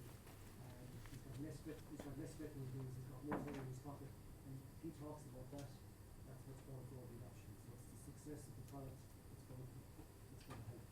That's what we're finding. Just on the return on investment. So traditionally, farmers would not have been good at investment appraisal, and decisions would have been made without huge information. And now, dairy farmers, bigger, the decisions they're making, they're running very, very big businesses in a lot of cases. So we're very much trying to get them to appraise any decision that they're making based on the return that they get for that. So that we're trying to change. Yeah, we're trying to change the terminology for farmers to ensure that they take a business-like approach. Otherwise, there'll be catastrophic failures. So follow on, Lawrence. If you were a farmer, would you buy a Moo Monitor? I'll do a typical politician on this now. So we've quantified that every 1% increase in 6-week calving rate is worth €8.22, right? So fertility nationally we're at 63% in terms of 6-week calving rate. Target is 90, so we have a huge way to go.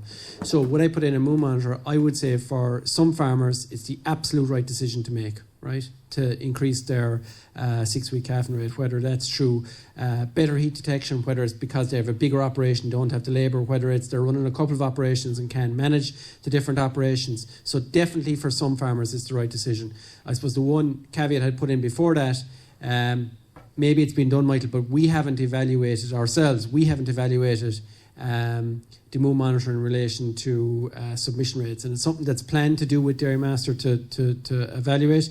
And if it's as good as the Moo Monitor is at picking up rumination, grazing time, resting time, walking time, I have no doubt that it would be a pretty good investment at farm level.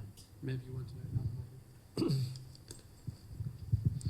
Yeah, I suppose what we're seeing is the return on investment is about 2 to 2.5 years. That's what the return on investment is, whereas the lifetime of the product is up to 10 years.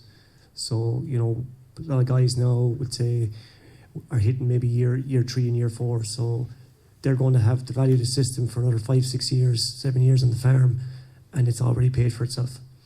And that's just looking at something like that's looking at their veterinary bills, and it's looking at maybe the extra milk they're getting.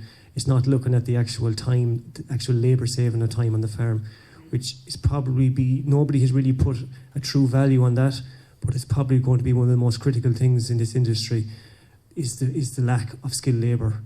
And that can only be replaced by technology. It's getting harder and harder to get skilled labourers on the farms. So, with a return on investment of 2 to 3 years, irrespective of the size of the farm, it's definitely guys are seeing that. They're seeing the return on investment.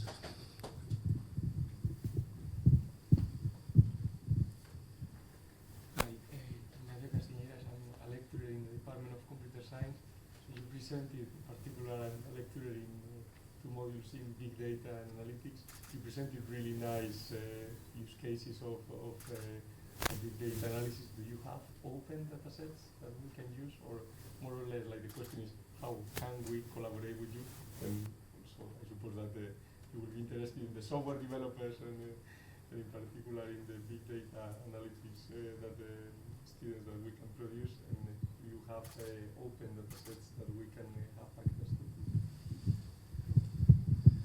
So I'm assuming Tim Horgan had you teed up for this one. No, so to be fair, so we do a lot of collaboration with different, so be it with Teagasc and the resources in Teagasc from the data that we have, be it with UCD and with some with CIT. Certainly we've done some work with Tim, and I know we've done a little bit with some of the PhD students here at the moment that are based between ourselves and Teagasc as well. So data is available. We certainly are happy to work with people on that.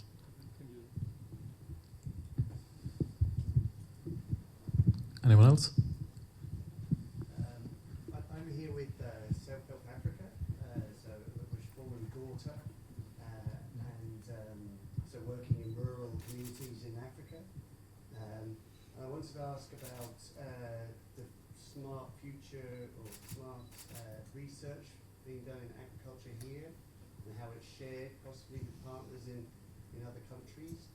In particular, the relationship with partnering up about the Sustainable Development Goals, which are coming along, and just what research, what apps are available for Irish farmers to work towards reducing environmental impacts, carbon impacts, water usage, all that is encompassed in these development goals. I'll just take that for a little bit. I suppose for us, so Ireland is a pasture-based, generally for ruminant production systems, dairy beef, it's generally pasture-based, which is pretty unique globally. The only real country that's similar is New Zealand. And I suppose from the technology that's currently available, it's generally generated for indoor systems, where animals are kept indoors. So our first focus is to develop that technology that's suitable to pasture-based systems. But we have strong links with, in particular, the country we work with a little bit. A PhD student is Eritrea, and some of the technologies that we're developing around management of stock and so on is going to be directly applicable, but it's more applicable to a pasture-based system than an indoor system. So a lot of the calibration work that's done will be suitable for other countries like that.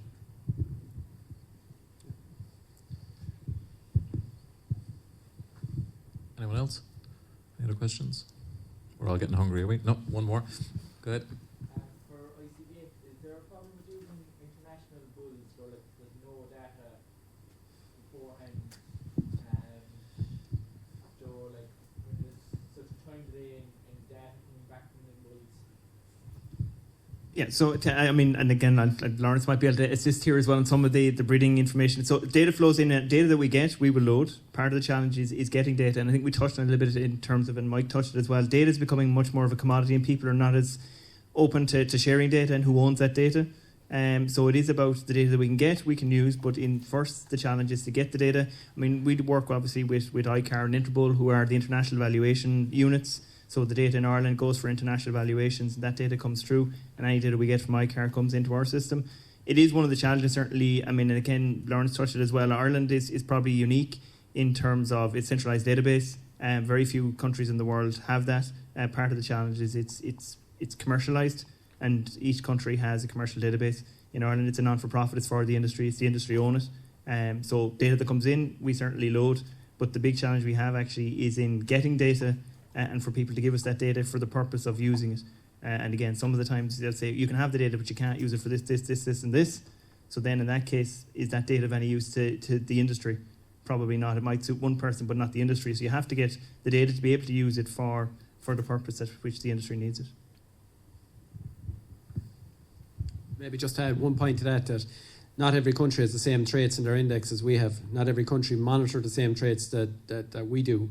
So there is a reliability issue with some of the data when they're looking to convert their proof into our proof, which becomes maybe drops them down the ranking a bit.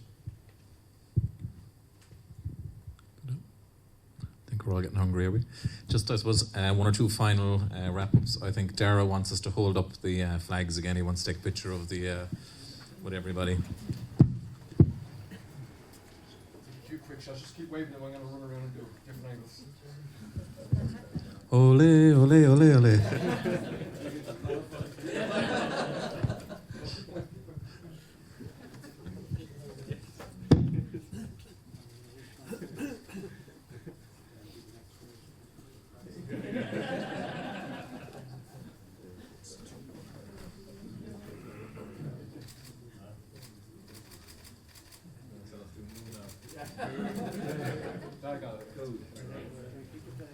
So just, I suppose, finally, I suppose this project wouldn't happen, I suppose, without the collaboration between a number of departments here. And I suppose, want to single out, I suppose, two people that kind of drove this initiative.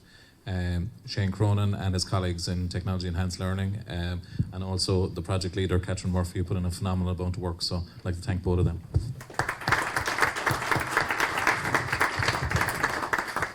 Finally, I'd like to thank everybody for coming. We were a bit nervous at the start of proceedings when we saw the sunshine and there were single digits in the room, but our prayers were answered and everybody came. So delighted that everybody came, and I hope you've taken some points and some actions from the proceedings. And I suppose a number of people from CIT are here, and I suppose it's an opportunity to network over lunch. So I hope you're able to stay for lunch. And before lunch, just one more thing, that yellow form needs to be filled in. So if you don't fill in the yellow form, you don't get lunch, all right? So again, thanks and have a good day.